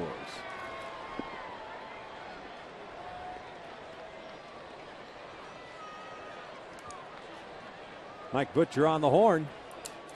The pitch count getting up there.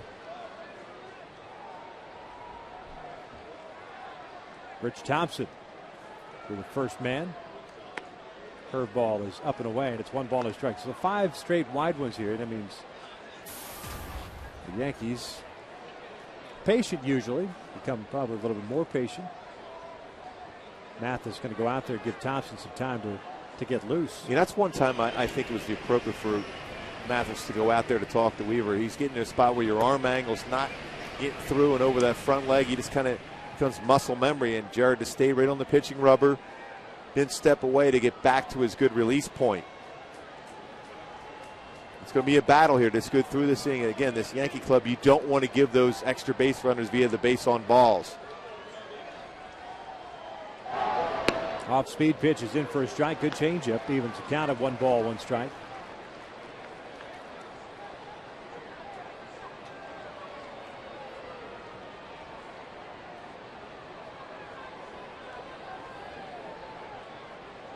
Kayasmo playing in at third base.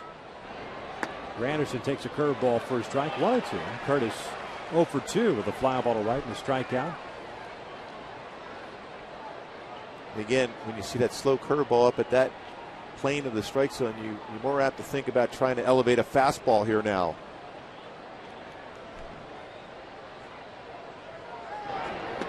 Swing and a miss. Got him on that breaking pitch. Down goes Granderson for out number 1. A steady diet of off-speed pitches to Granderson the last 2 at-bats. Just pulled the string on the straight changeup. A great arm action on that pitch. Boy, as a hitter, you think the way he's throwing that ball is going to be a fastball. Ends up being a changeup.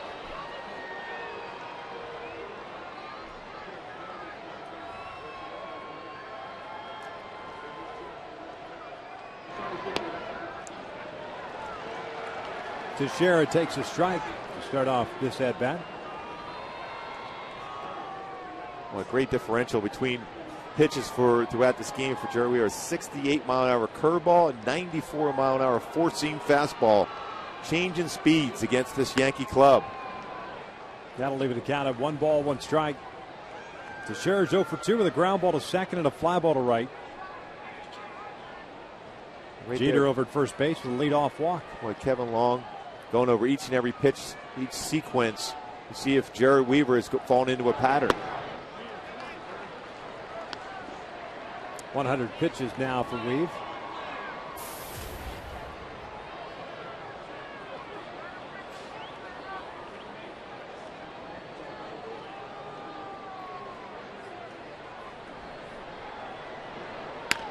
Rolls over this one. Trumbo's got it. It's a fair ball. Throws to second. They're going to have to tag Jeter. Ibar running him down. Gives it up to Trumbo. Inning-ending double play. No runs, no hits, nobody left out. We head to the bottom of the 5th, with the Angels still on top.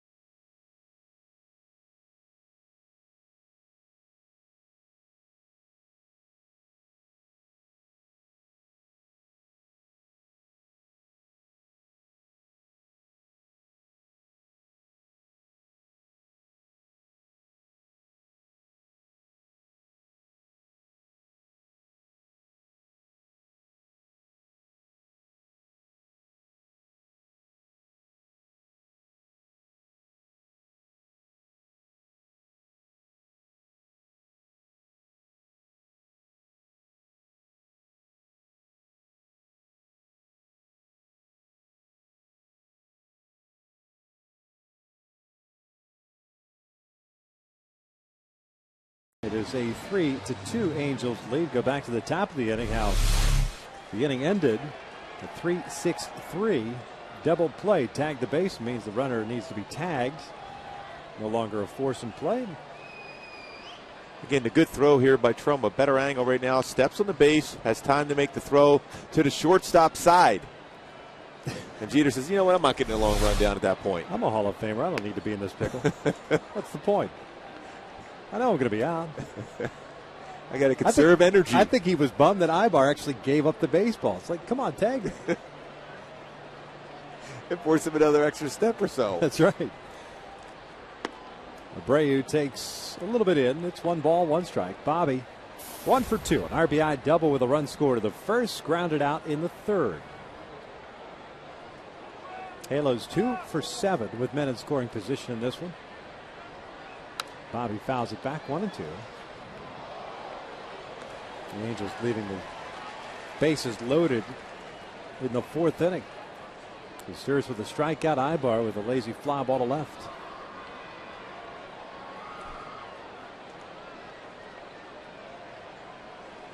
See how easy it would be to call a game from the blimp? Oh, be a piece of cake. That looked like a very fast pitch.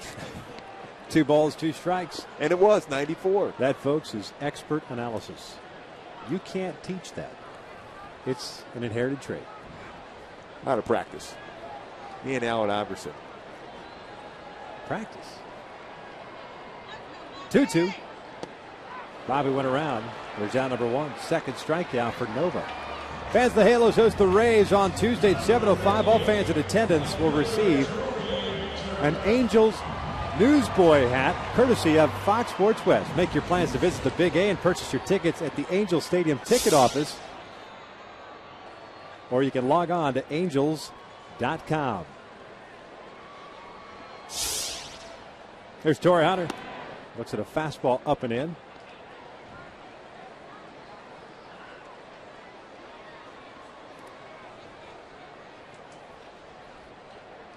Torrey's walked and grounded out. He's 0 for 1. Lifts a fly ball down the right field line, tailing into the seats. Evens a count of 1 ball, 1 strike. Well, it seems like Torrey's been pulling off the baseball since that 2-home run game in Kansas City. He's got to get back to that swing in which he was so effective in Minnesota and before the Halos left for that road trip. Staying back, driving the ball to the right center field.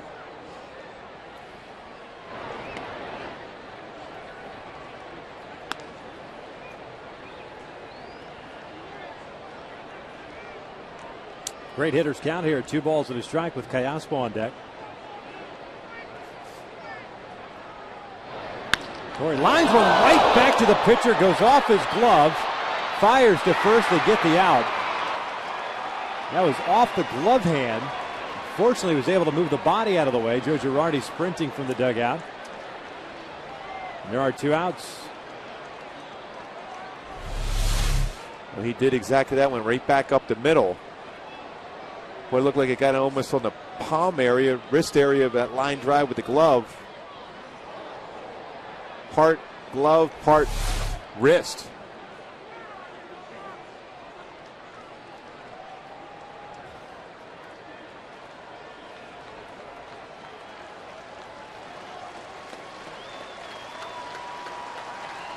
Going to get a chance to throw a warm-up pitch considering he got hit on the glove hand. Yep, his throwing arm feels good. He's going to get 2 throws. Oh, and he's capable still of catching the baseball. I never wanted to waste those throws. As long as I can move, I was going to throw. It's a pretty good missile right back up the box. Good to see that approach. We talked about him going right back up the middle of the right center field again. That's the type of swing that gets him going all over and gets hot.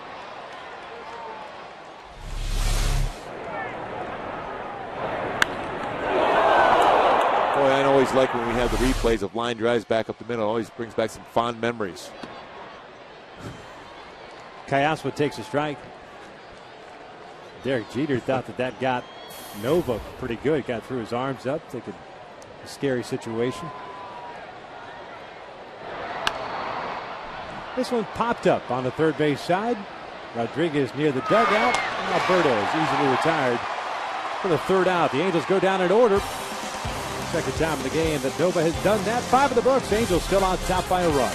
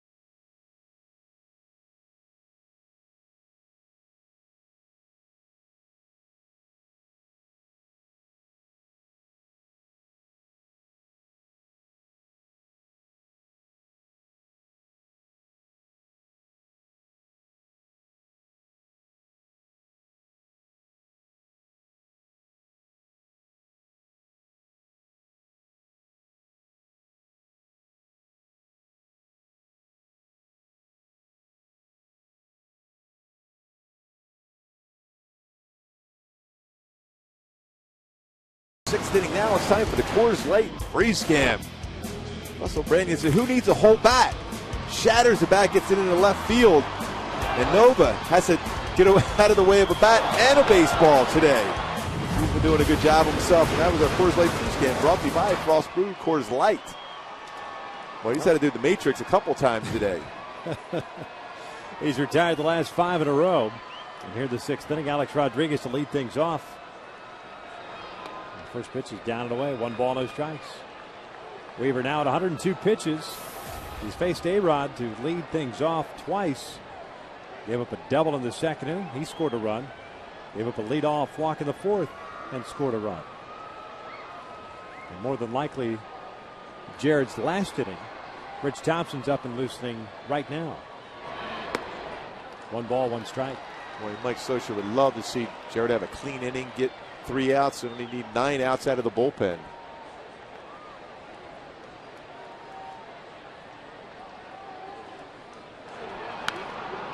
Good slider there. And it's a ball and 2 strikes.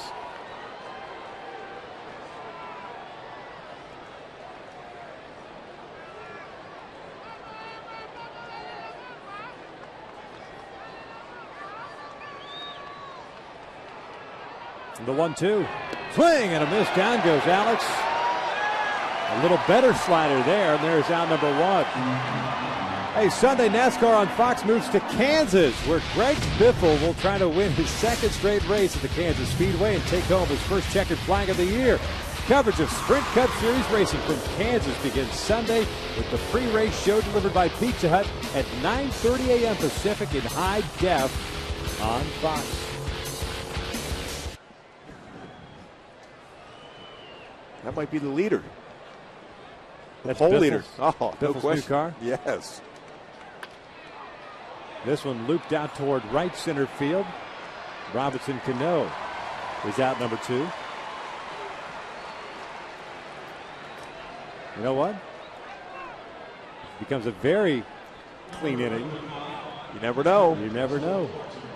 Well, Jared, if he can get through this inning, you know he's going to go up to Mike Scioscia and say, I feel good. He's got to face Russell Martin here. 1 for 2 with an RBI single and a strikeout. 7 punch outs for Jared, but 4 walks.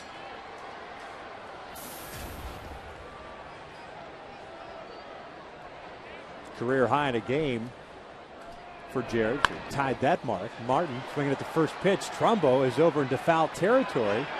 How about that? Maybe he is coming back out for the 7th. Russell Martin did his part. Thank you, Russell. We appreciate it. We head to the bottom of the 6th inning. Angels still on top, 3-2.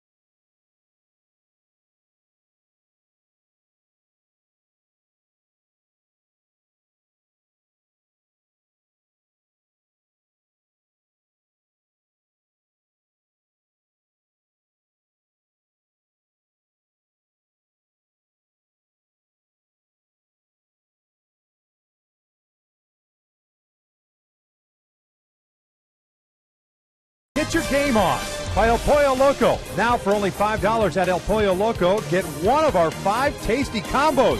They are the combos other combos wish they could be. Catch them before they are gone. And by Time Warner Cable. Halo still up by a run 3-2. Don't forget, tomorrow it is game 2 of this 3-game set. 6:05 start. CeCe Sabathia going for the Yankees, and the Angels making a pitching change. Urban Santana will get the start. Normal day's rest because of the off day, but Dan Herron has been pushed back to Tuesday because of that tweak in the back that he suffered the other day in Kansas City. And you got Bartolo Colon and Yoel Pinheiro on Sunday afternoon. Yeah, and Dan Herron's going to throw a bullpen session on Sunday to see how that back responds. So if all goes well in the bullpen session, she'll be right back in there. CeCe Sabathia, the Yankees, a 6-3 record, a 2.98 ERA, just doing what he do. Pitches a lot of innings. He takes that baseball whenever the manager offers it to him. Even if it was a 3-day rest assignment, he's ready to go out there and challenge his opponent. Russell Brandon 1 for 2. He's ahead of the count at 2 balls and a strike. He had a fly ball to left in the first inning. Singled and scored in the 4th. 82 pitches for Novum. He's retired the last 5 in a row. 2 balls, 2 strikes. I like that approach. Fastball. Try to get that bat head out and crush it.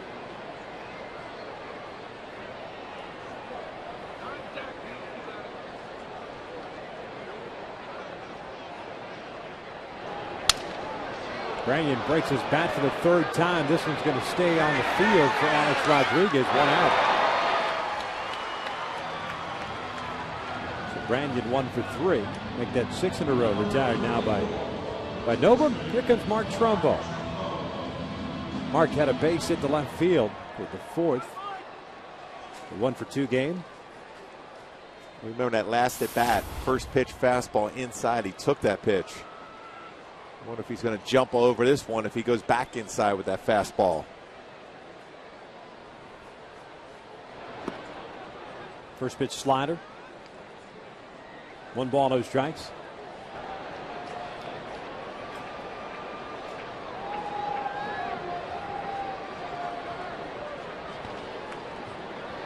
This one lined to right field. Nick Swisher broke in, leaps up, can't get it. Goes to the wall. Trumbo on his way to second. That's how hard that ball was hit. And Swisher, once he took that one little step into his left, retreated quickly, couldn't come up with it, and that's the 10th double of the year for Trumbo. He's probably looking up. How does a right-handed batter hit a ball like that the other way? Trumbo is so strong. Even if he's fooled on the pitch, he's able to still get his hands through. Oh, he's got great power. And the thing he does so well, he stays back on that baseball, even if it's elevated, hits it hard on the middle part of the bat. Jeff Mathis chops one toward the middle. Derek Jeter's got it from the outfield grass. Mathis is retired for out number 2. Trumbo advances over to 3rd.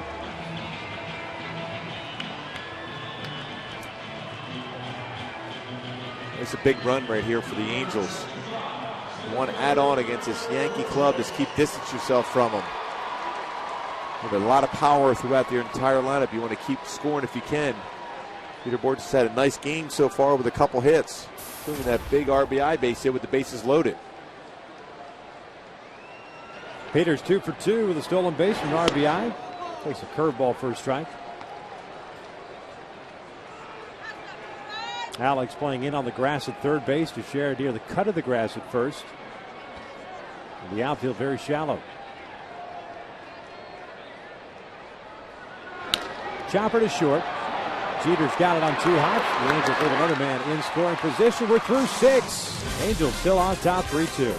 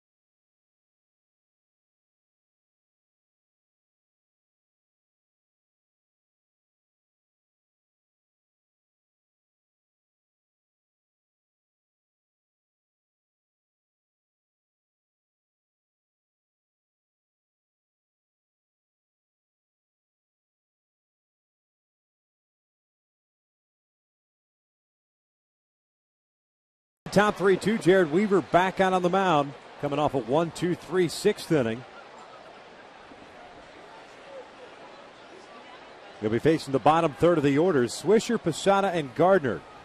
107 pitches thrown by Jared.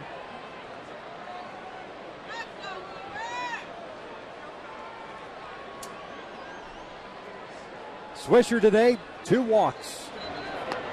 Takes a pitch in there for a strike.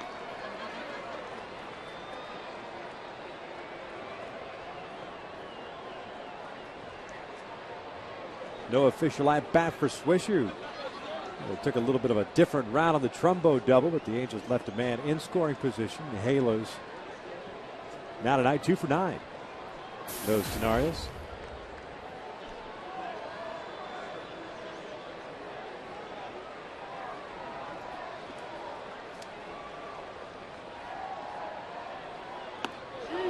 Two balls and 1 strike. Rich Thompson's ready to go in the pen. Hisanori Takahashi now up and loosening.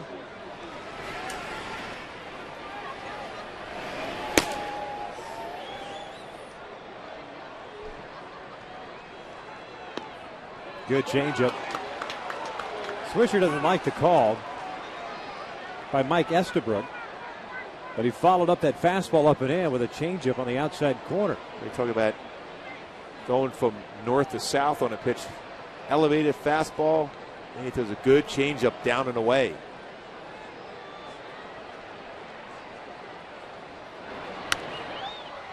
Fouled off to the left.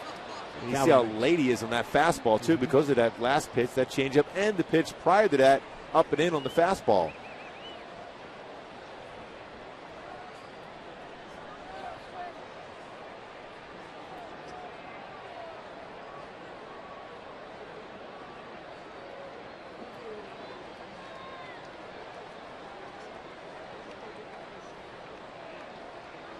Another 2-2. Fastball, got him looking. Down goes Swisher. There's out number 1. Now it's time for a Coors Light cold, hard blast, and a blast from the past from Mr. October. For the Angels here. Oh, you talk about one of the most prolific home run swings. Reginald Martinez Jackson going yard for the Angels. And it just happens to be here tonight. How about that? Just a couple of doors down. Says, oh, that was just one of a billion. Yep. Posada takes a curveball for a strike. Pretty intimidating guy. He didn't get cheated at all. No. Talking about prime time with the big flies, too. Posada out toward left center field. Borges got a good jump on it. Will track it down easily for out number 2.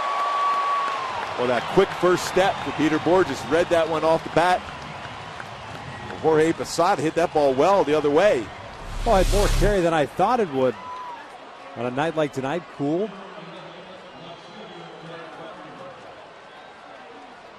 He said, yeah, I know. I know he was going to get it. So 2 outs and nobody on for Brett Gardner, the left fielder.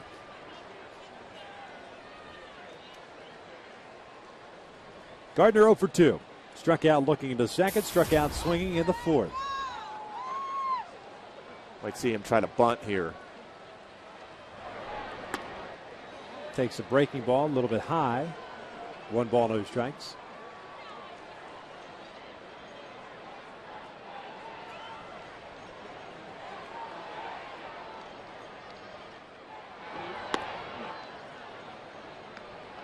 Two 2-0. Halos needing a victory tonight to maintain their deficit in the West. They're 2.5 back. Texas pounded Cleveland 11-2 earlier today. 2-1.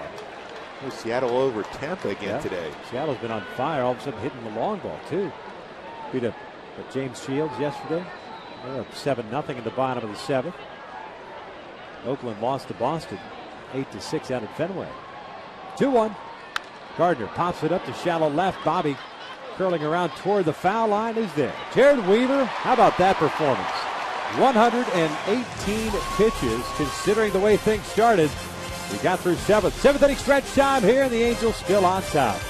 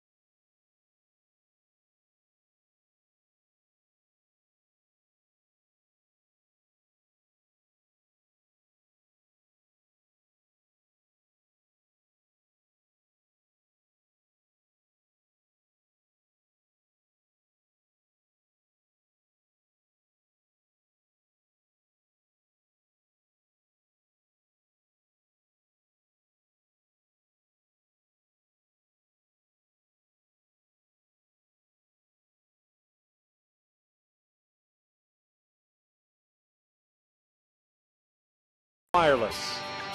Pitcher Mike Witt made his debut for the Angels at age 20 and in 1984 threw the only perfect game in Halo's history. You can even see it on tape. After the sixth inning, everything became a cocoon around me of about 4 or 5 feet. Just come in, sit down, shut up with every call. And my brain just going, zzz. But I didn't have to think too much because Witter had curveball from hell that night. I mean, it was incredible.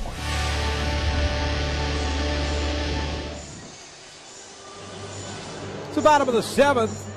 Halos on top, 3-2. Nice job by Jared Weaver. Mike Witt kind enough to join us in the booth in the second inning. Here's ceremonial first pitch. That's some pretty good cheese with Letterman's jacket on. Tell you what, you mentioned Jared Weaver too. What a job. Looked like he was done after 5 innings.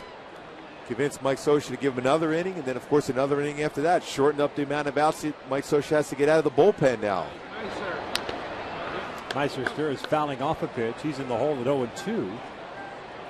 Sturz, Ibar, Abreu here in the seventh. 1, 2, and 3.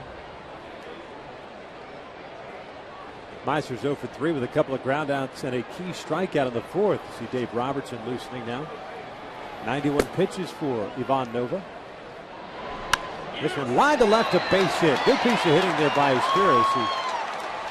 First couple of at-bats, a little sluggish with that fastball in, but taking what was given to him and serving it out the left. Leadoff man is on.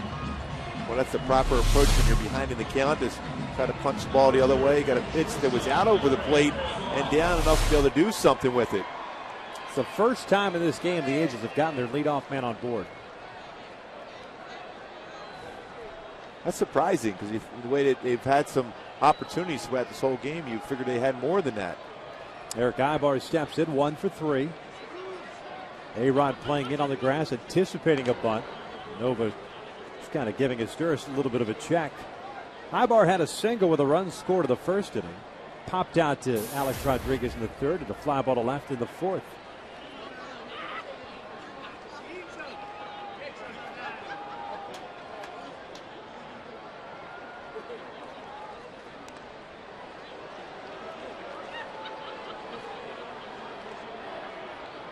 Couple of throws over to first base. Here comes Joe Girardi. To give his reliever more time to get ready. That's going to be it for Ivan Nova. Dave Robertson will be coming on here. Nova throws 92 pitches, strikes out 2, and walks 2. Gives up 3 runs, 2 earned, and is responsible for the guy at first. For a guy who struggled with his control early on, settled down nicely, but he departs here trailing at 3-2.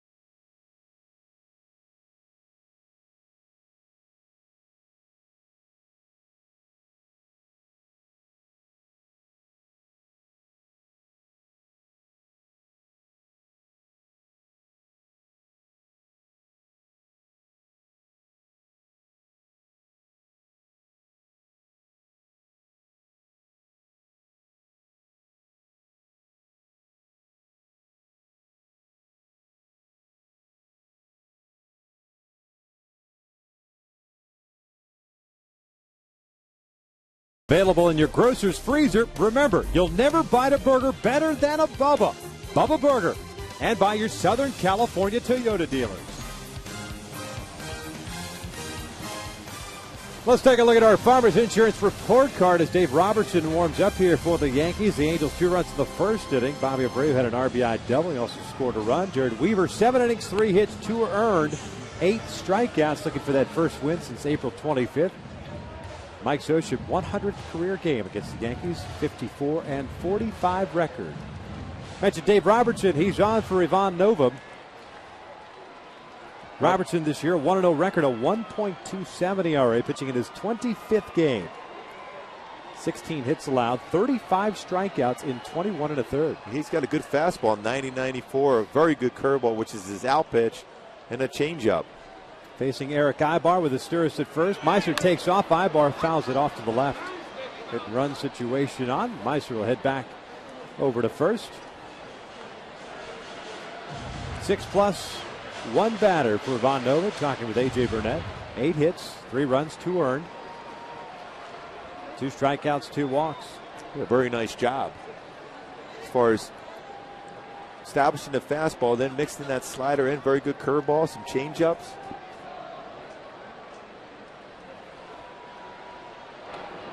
Is back in there. The Yankees bullpen has been very good. 8-8 with a 2.88 ERA. Of course, anchored by Mariano Rivera. Yankees staff ERA 4th in the American League, just behind the Angels. Yankees have a 3.52 ERA. The Angels at 3.42 prior to today's game.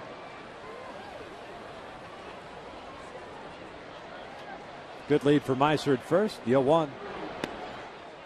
It's 0-2. Rick Gardner very shallow and toward the left field foul line. Granderson extremely shallow and toward the left center field gap. And Swisher straight up in right field. 0-2 pitch. Called strike 3. Ibar took a couple of fastballs there. There's out number 1. It looked like a couple pretty good fastballs to hit. I think he was full looking for that curveball or something, because that's a fastball that he generally jumps on.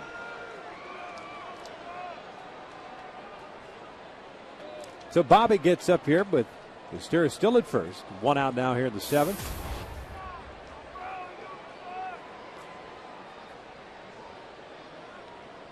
A 1-for-3 game with his 15th double of the year in the first inning. Notching his 25th run batted in.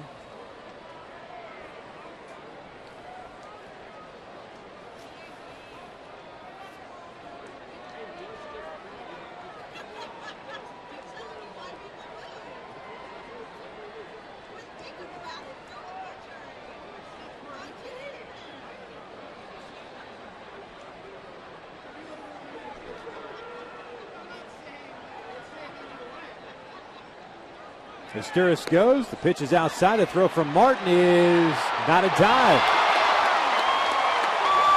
A stolen base for Meiser.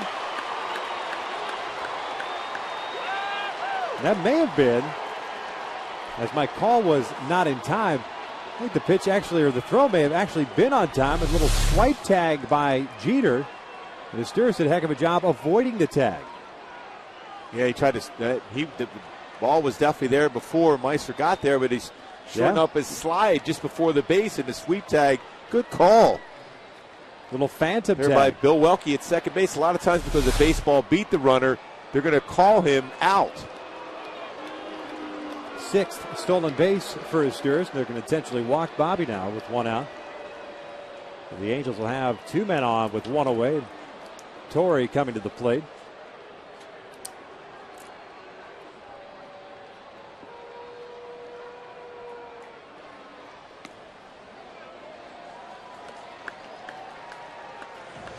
Thing about Joe Girardi, he's a guy that goes by the book. He's constantly looking at numbers. Bobby Abreu given that intentional based on balls to be able to put Torrey up there against Robertson. Right-hander versus right-hander.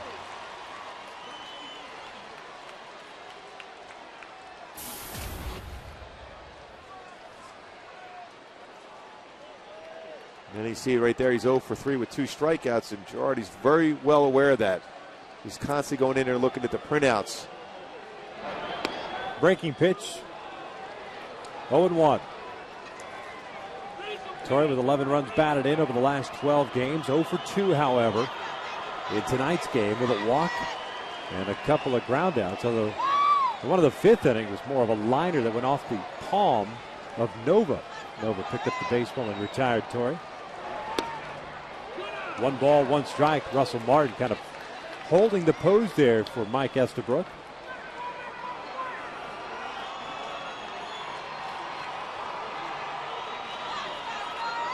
Not a lot of book on there, but it's 1 for 1 with a home run against Robertson. But the reality is they're going basically what Torrey has done against Robertson, 0 for 3 with 2 strikeouts. Up and in, 2 balls and a strike.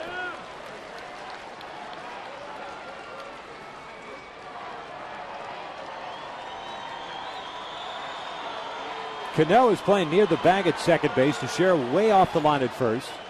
There's the alignment on the right side of the infield for New York. The outfield pretty much straight around against Torrey. The 2-1. 2-2. Torrey thought that pitch was a little bit low.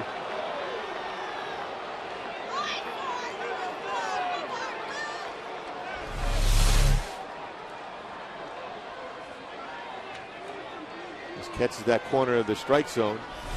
Borderline, that's for sure, but mislocation. Russell Martin wants that fastball away. The strike, nonetheless, down in the strike zone inside. Foul off to the right, so the count remains at 2 balls and 2 strikes. Estabrook has done a pretty decent job on both sides. Fairly consistent.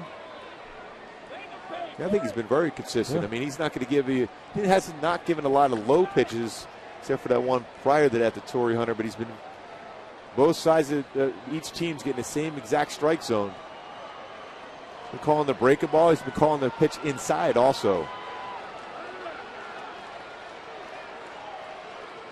Another 2-2. We're really deliberate with that breaking pitch. Often wonder when I'm watching him over the years if he does indeed tip, whether it's a fastball or a curveball. From this angle, you can see the difference, but down at the batter's box, slightly different. That one never even had a chance to be a strike. So it's a full count. Callaspo on deck. The Angels with Asturis at second and Abreu over at first.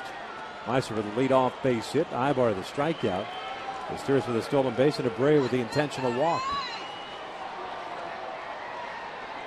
Runners go. The 3-2 is a called strike 3, and it's a strike him out, throw him out, inning-ending double play. Torrey says that pitch was down low, and now he's arguing with Estabrook. So instead of a walk in the bases loaded situation, it's an inning-ending double play. We've got 7 of the books here at the Big A, and the Angels still on top 3-2.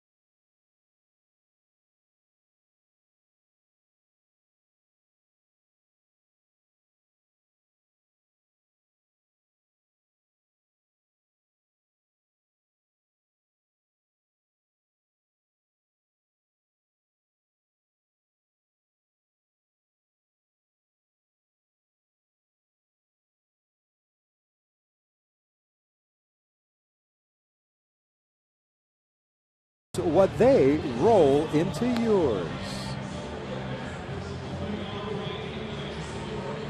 Great shots all night long by the Goodyear Blimp. We thank everyone that is aboard the airship that Gooby wants to jump on. Oh, yeah, and I love that view of the freeway. There's probably no road construction either, I'm sure. No chance. New left fielder for the Angels, Reggie Willits, takes over for Bobby Abreu. New pitcher on the mound is Scott Downs. He'll be facing the top of the order here. Jeter, Granderson, and Teixeira pitching in his 20th game. 3-2 mark, a 1.59 ERA. Scott pitched on Wednesday. Ended up taking the loss when Butler hit that home run. Lasted 2/3 of an inning. Derek Jeter 0 for 2. Fly to center, fly to left, and a walk. First pitch down and away. Jared Weaver tonight, 7 innings. 8 strikeouts, 4 walks, 2 runs, both earned. 3 hits allowed.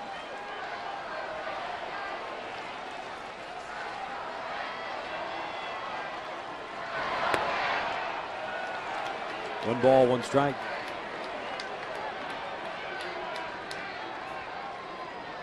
And by the way, in case you're wondering, we did see the pitch thrown to Torrey Hunter that was a called strike 3 that resulted in a strike him out, throw him out double play. It did catch the bottom part of the strike zone, according to Fox Tracks. Chopper over to second as Sturis has it on 2 bounces.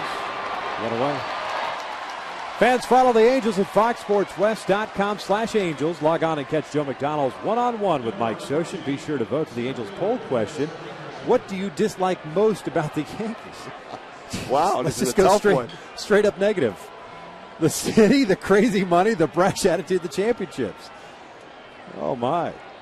foxsportswest.com/Angels. Don't blame us. We don't write them. I know nothing. There's Curtis Granderson. I see nothing.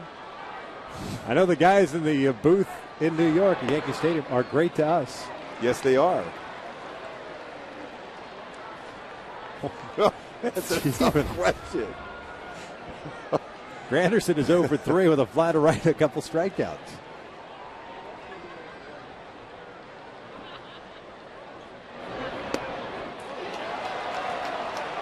No balls, 2 strikes.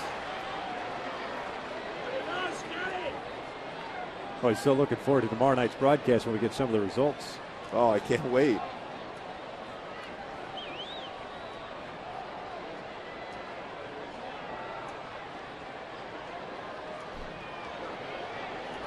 Oh, 2.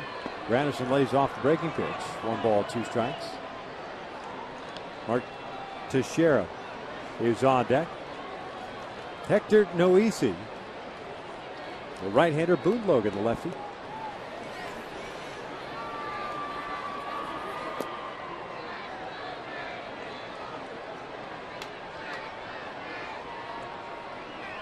Swing and a miss. Down goes Granderson. 2 outs. Well, a great job by Scott Downs as Granderson kept trying to talk to himself, trying to stay back. He tapping his leg to make sure he keeps that front hip in, but he's unable to do so with a good arm angle on this breaking ball.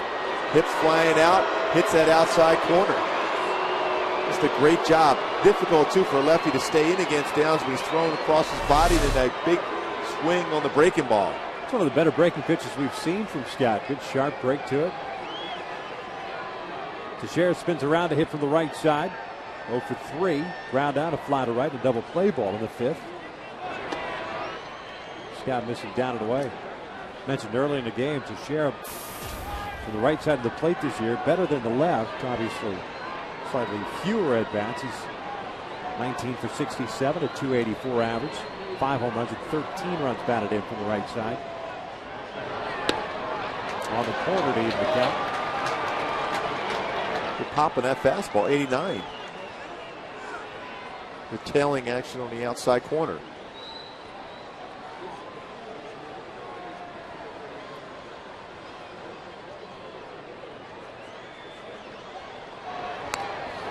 One and 2.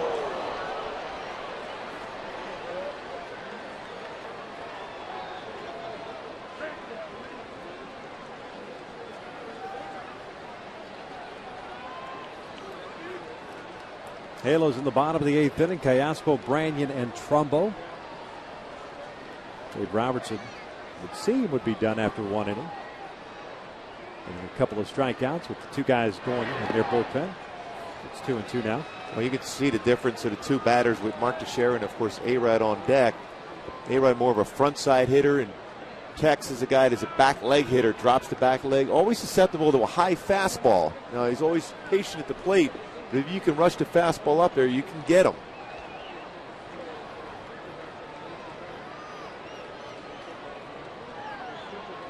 Two-two. Down and in, full count. Alex Rodriguez on deck.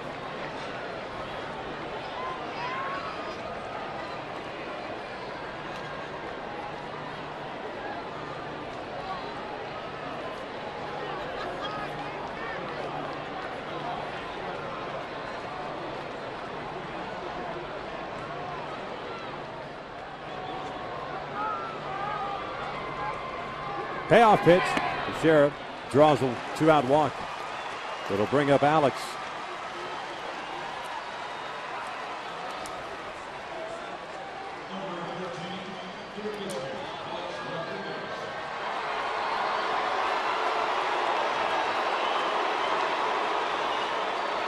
Tough task here for Scott Downs.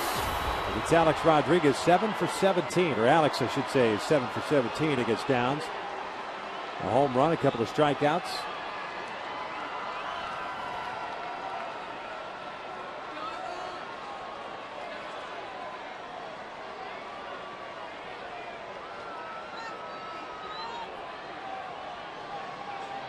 Trumbo playing in front of Teixeira at first. No balls and a strike. Alex tonight doubled and scored to the second, walked and scored to the fourth, struck out in the sixth. That makes it 1 for 2.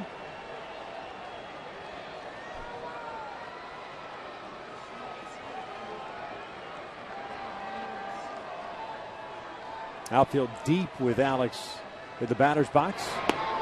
It's 1 ball, 1 strike.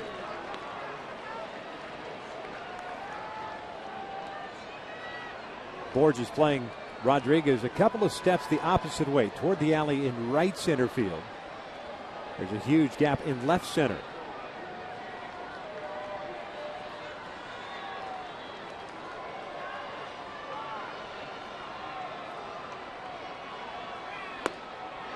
They want an appeal. He went around, says Marty Foster. It's 1-2. Good idea. You're going to have to make him swing the pitch out of the strike zone if you can.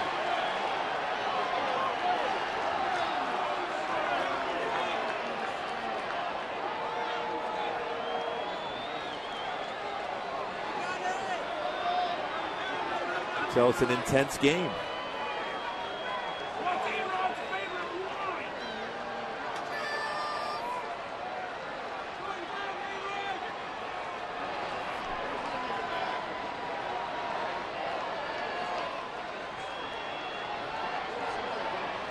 A 1 ball, 2 strike count with 2 outs.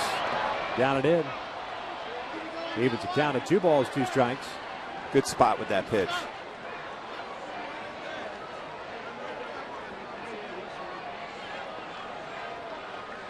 They have that flexibility being ahead of the count 1-2.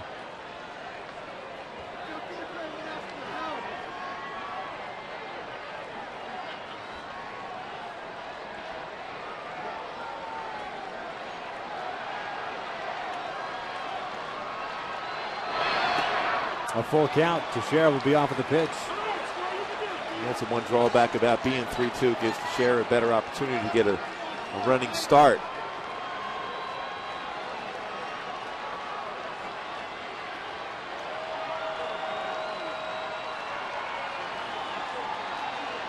Robinson Cano on deck. 2 outs here. Downs got Jeter to ground out. Granderson to strike out before walking Teixeira. And now going 3-2 on Alex Rodriguez.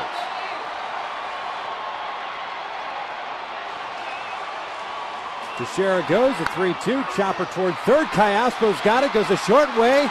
And they got him at second base. The inning is over. Boy, Alberto really took a gamble there, but Scott Downs gets out of the 8th. We head to the bottom of the 8th inning with the Angels on top 3-2.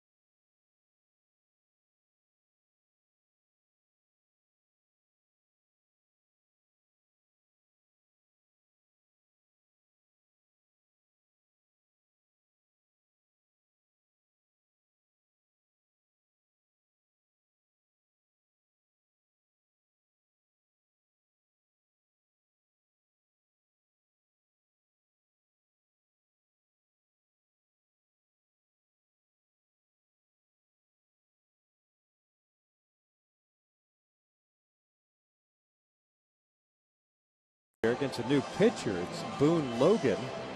Left-hander comes on in place of Dave Robertson. Did a nice job in his 1 inning of relief. Logan pitching in his 21st game. Got a 4.15 ERA, a 1-2 record. Given up 14 hits in 13 innings. 7 strikeouts and 5 walks. Good fastball, too. 91 to 95 curve slider and a split finger fastball.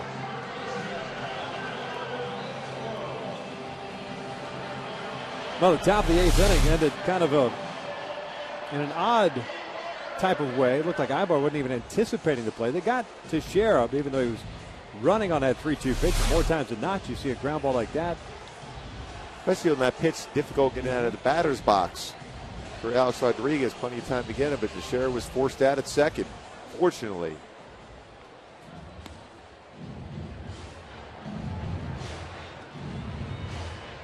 So Cayaspo, Branyan, Trumbo. The scheduled 3 guys.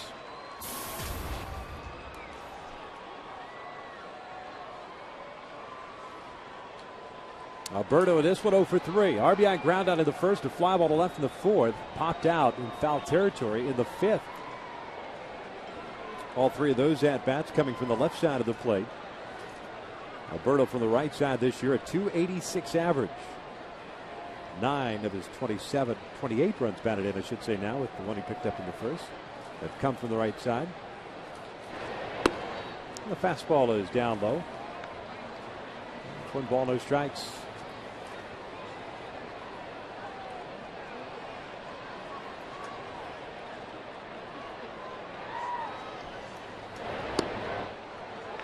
A great location on that fastball, down and away. It evens the count on Cayaspo at 1 ball, 1 strike.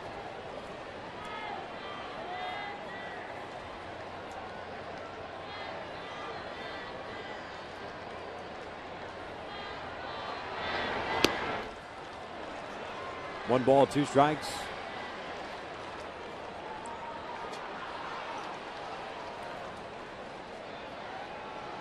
Logan last year, 2-0 record, a .293 ERA, and 51 relief appearances with the Yankees last year.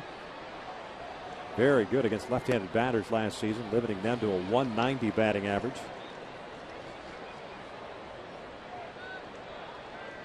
He was on that shuttle to AAA, though, up and down 3 times last year.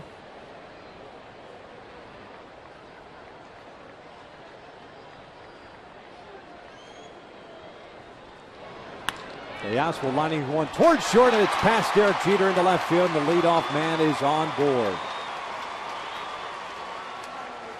Now it's time for our Land Rover performance. Peter Borges, throughout this game, been a big part of this offense. First at bat, base hit by Derek Jeter, steals a bag. Real good jump there, good read. And of course here with the bases loaded, got himself a fastball and a fastball count and delivers with the bases loaded scoring Russell Branyan. With a Land Rover performance, Peter Borges. Well, the Angels send up Bobby Wilson to pinch hit for Russell Branyan, and once he was announced, Joe Girardi made the move to the pen, so Boone Logan is done. We got a pitching change here at the Big A. Nobody out here at the bottom of the 8th inning. Angels looking for insurance.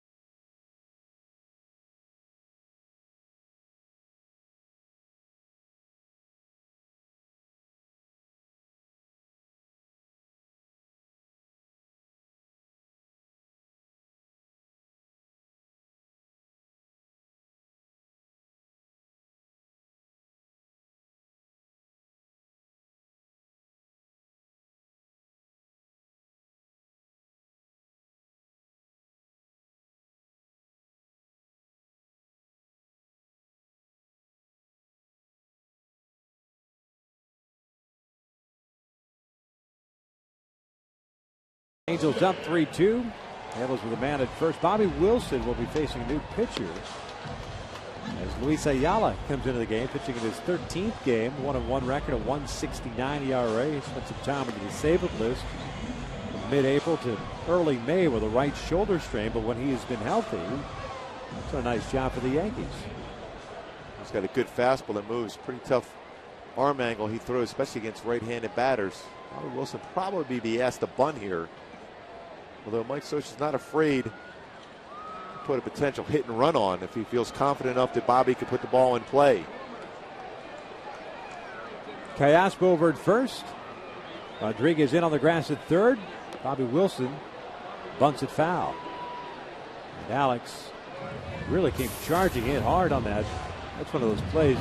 Bring the bad little butcher boy play. Yep. At least to keep him honest over at third. Not to obviously do anything negative toward him, but he really was busting in hard. Ayala's been around a while. The Expos, the Nationals, the Mets, the Twins, the Marlins, now the Yankees. Runner goes, the hit and run is on, and ground ball to second. Callaspo advances to second base, it works. There's out number one. Man in scoring position now for Mark Trumbo. And Mike Scioscia has a lot of confidence in Bobby Wilson to put the ball in play on that hit and run scenario. Especially more difficult for a bunt because I mentioned A-Rod coming right in. If he bunts the ball to him, he has a chance to force out Callaspo at second. It's a big run right here.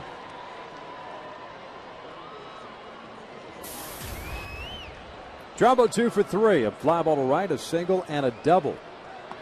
Intentionally walk him in a righty-righty situation to face Jeff Mathis, and also set up a potential double play.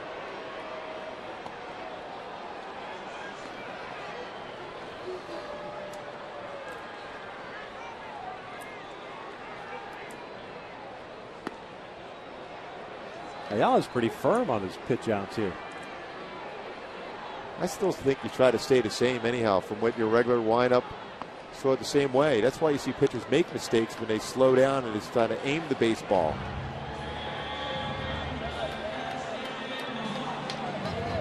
Fourth intentional walk picked up by Trumbo, so he's at first. Callaspo at second. Mathis to face Ayala here. Jeff 0 for 2, a fly to ball to right. The ground ball to short did pick up a walk in the fourth inning against Novum. Gave up 3 runs, 2 earned on 8 hits in his 6+ innings. Robertson went 1 inning with 2 strikeouts. Boone Logan faced 1 batter. That was the leadoff single to Alberto Callaspo here in the 8th.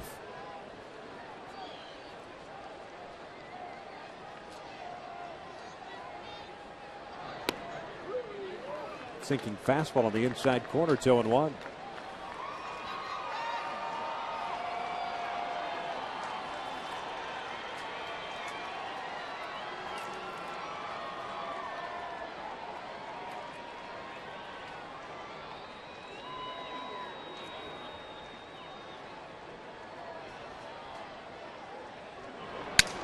Broken bat roller to Teixeira. His only play is going to be at first. And so there are 2 outs with Callaspo advancing to third and Trumbo now to second.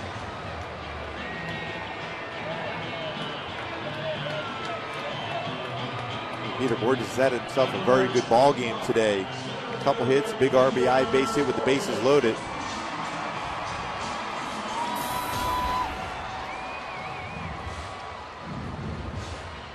Two for 3 with a couple of singles and an RBI. And the Angels, of course, trying to get some insurance. Have a 1-run lead here. Jordan Walden getting ready for the 9th inning. Cano, Martin, and Swisher are the scheduled 3 guys for the Yankees.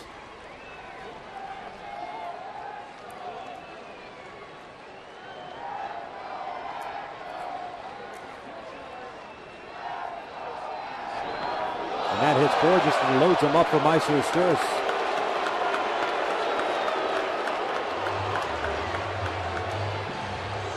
Peter's not rubbing that, but that got him pretty firm.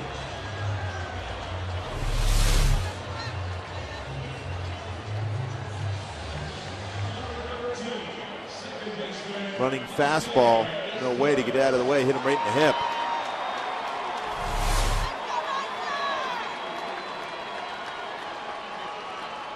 Third time this year, Borges has been hit. We got Kayaspo at third, Trumbo at second, Borges at first now for Meiser Sturis.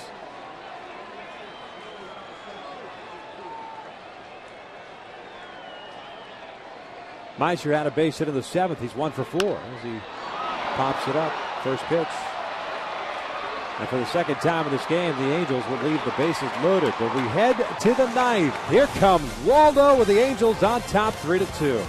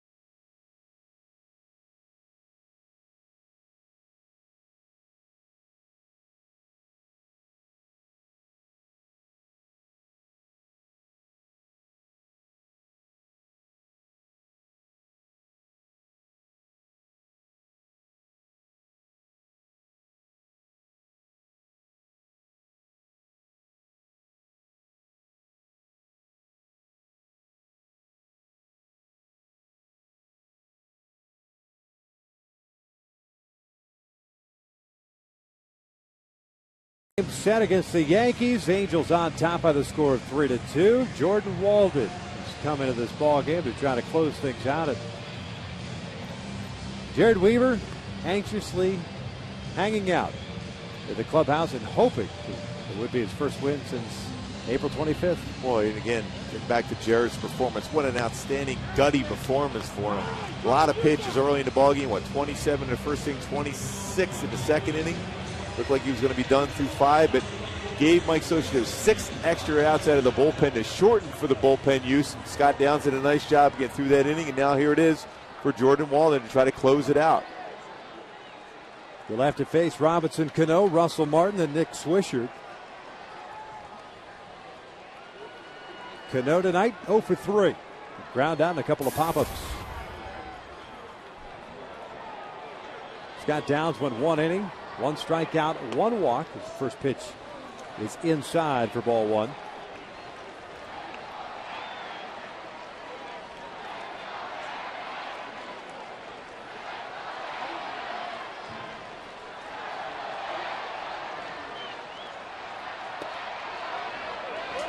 It's 1-1.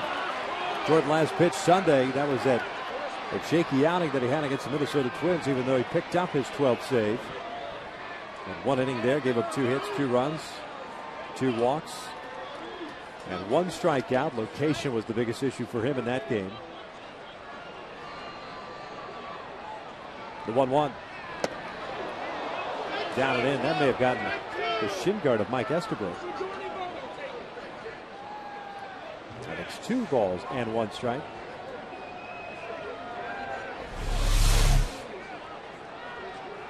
Sure enough. Boy, overthrown that pitch. Math is setting up away. You can stay within your mechanics. If you're Jordan Walden, your stuff is outstanding. Misses inside. Well, Sunday, remember, he was missing away to left-handed batters or in on righties. Today it seems like missing in on lefty batters. Trying to find that right mix. Getting back to that trust factor.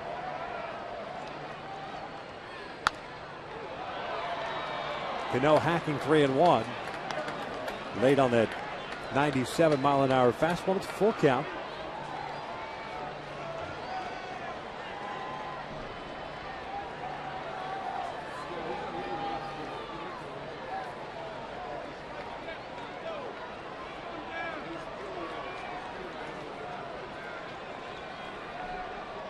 3-2. Oh, what a great pitch. Cano did a nice job of just fouling that one away. 99-mile-an-hour fastball. Outside corner at the knees. With movement, late movement. Very good hitter at the plate.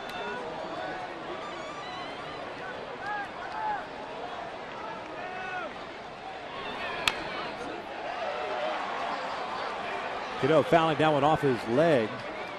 A pitch that was just in off the plate.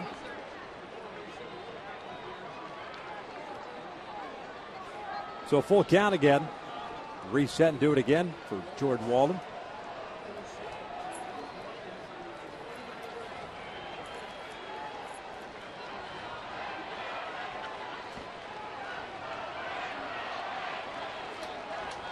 A 7-pitch at bat so far, trying to get that first down here in the ninth.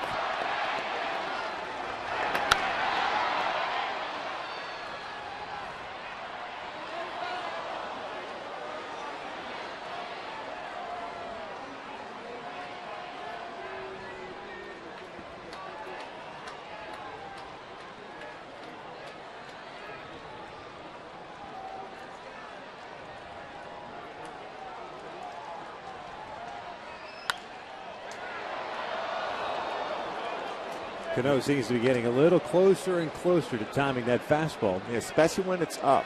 Now, that one pitch, about 2 pitches before that, it was a 99-mile-an-hour fastball that was down. More difficult to hit, but when it's elevated enough, all you got to do is just try to put the bat on the ball, and you can be successful. You got to stay down in the strike zone. Going to try to go with a slider here. Got him swinging. Down goes Cano. Terrific pitch by Walden. There's out number one.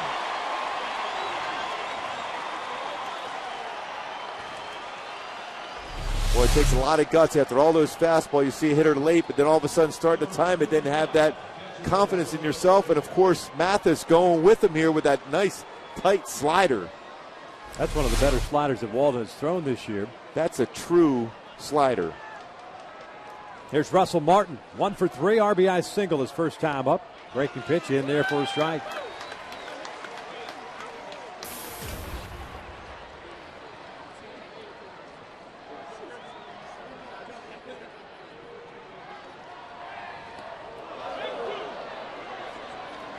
Slightly overthrew that one. He had a good one there, the Russell Martin, too. Then that one, tried to do too much with it. And now you got a perfect opportunity. Go fastball. Keep it down. Outer half. Chopper to short. Ibar's got it. 2 outs.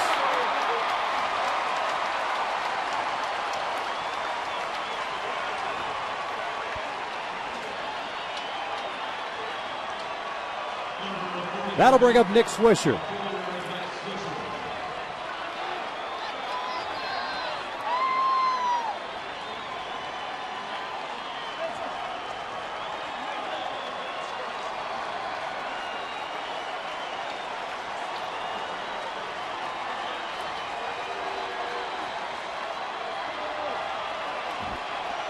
Swisher with 2 walks and a strikeout.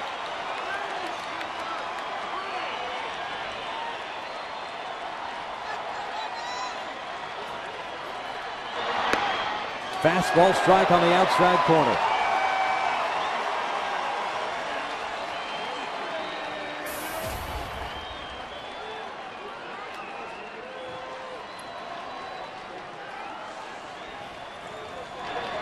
Breaking pitch, inside corner, 0-2.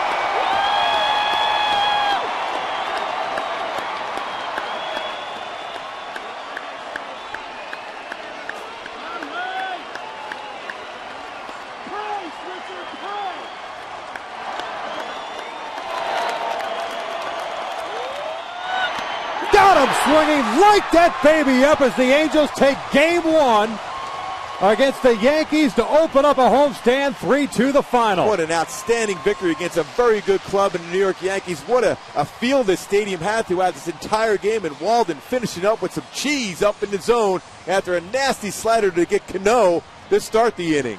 Jared Weaver picks up his first win since April 25th, his 7th of the year. Nova takes a loss, and Walden with his 13th save. For Mark Gubers and the entire crew, I'm Victor Rojas. We thank you for watching. Stick around as Angels Live is coming up next.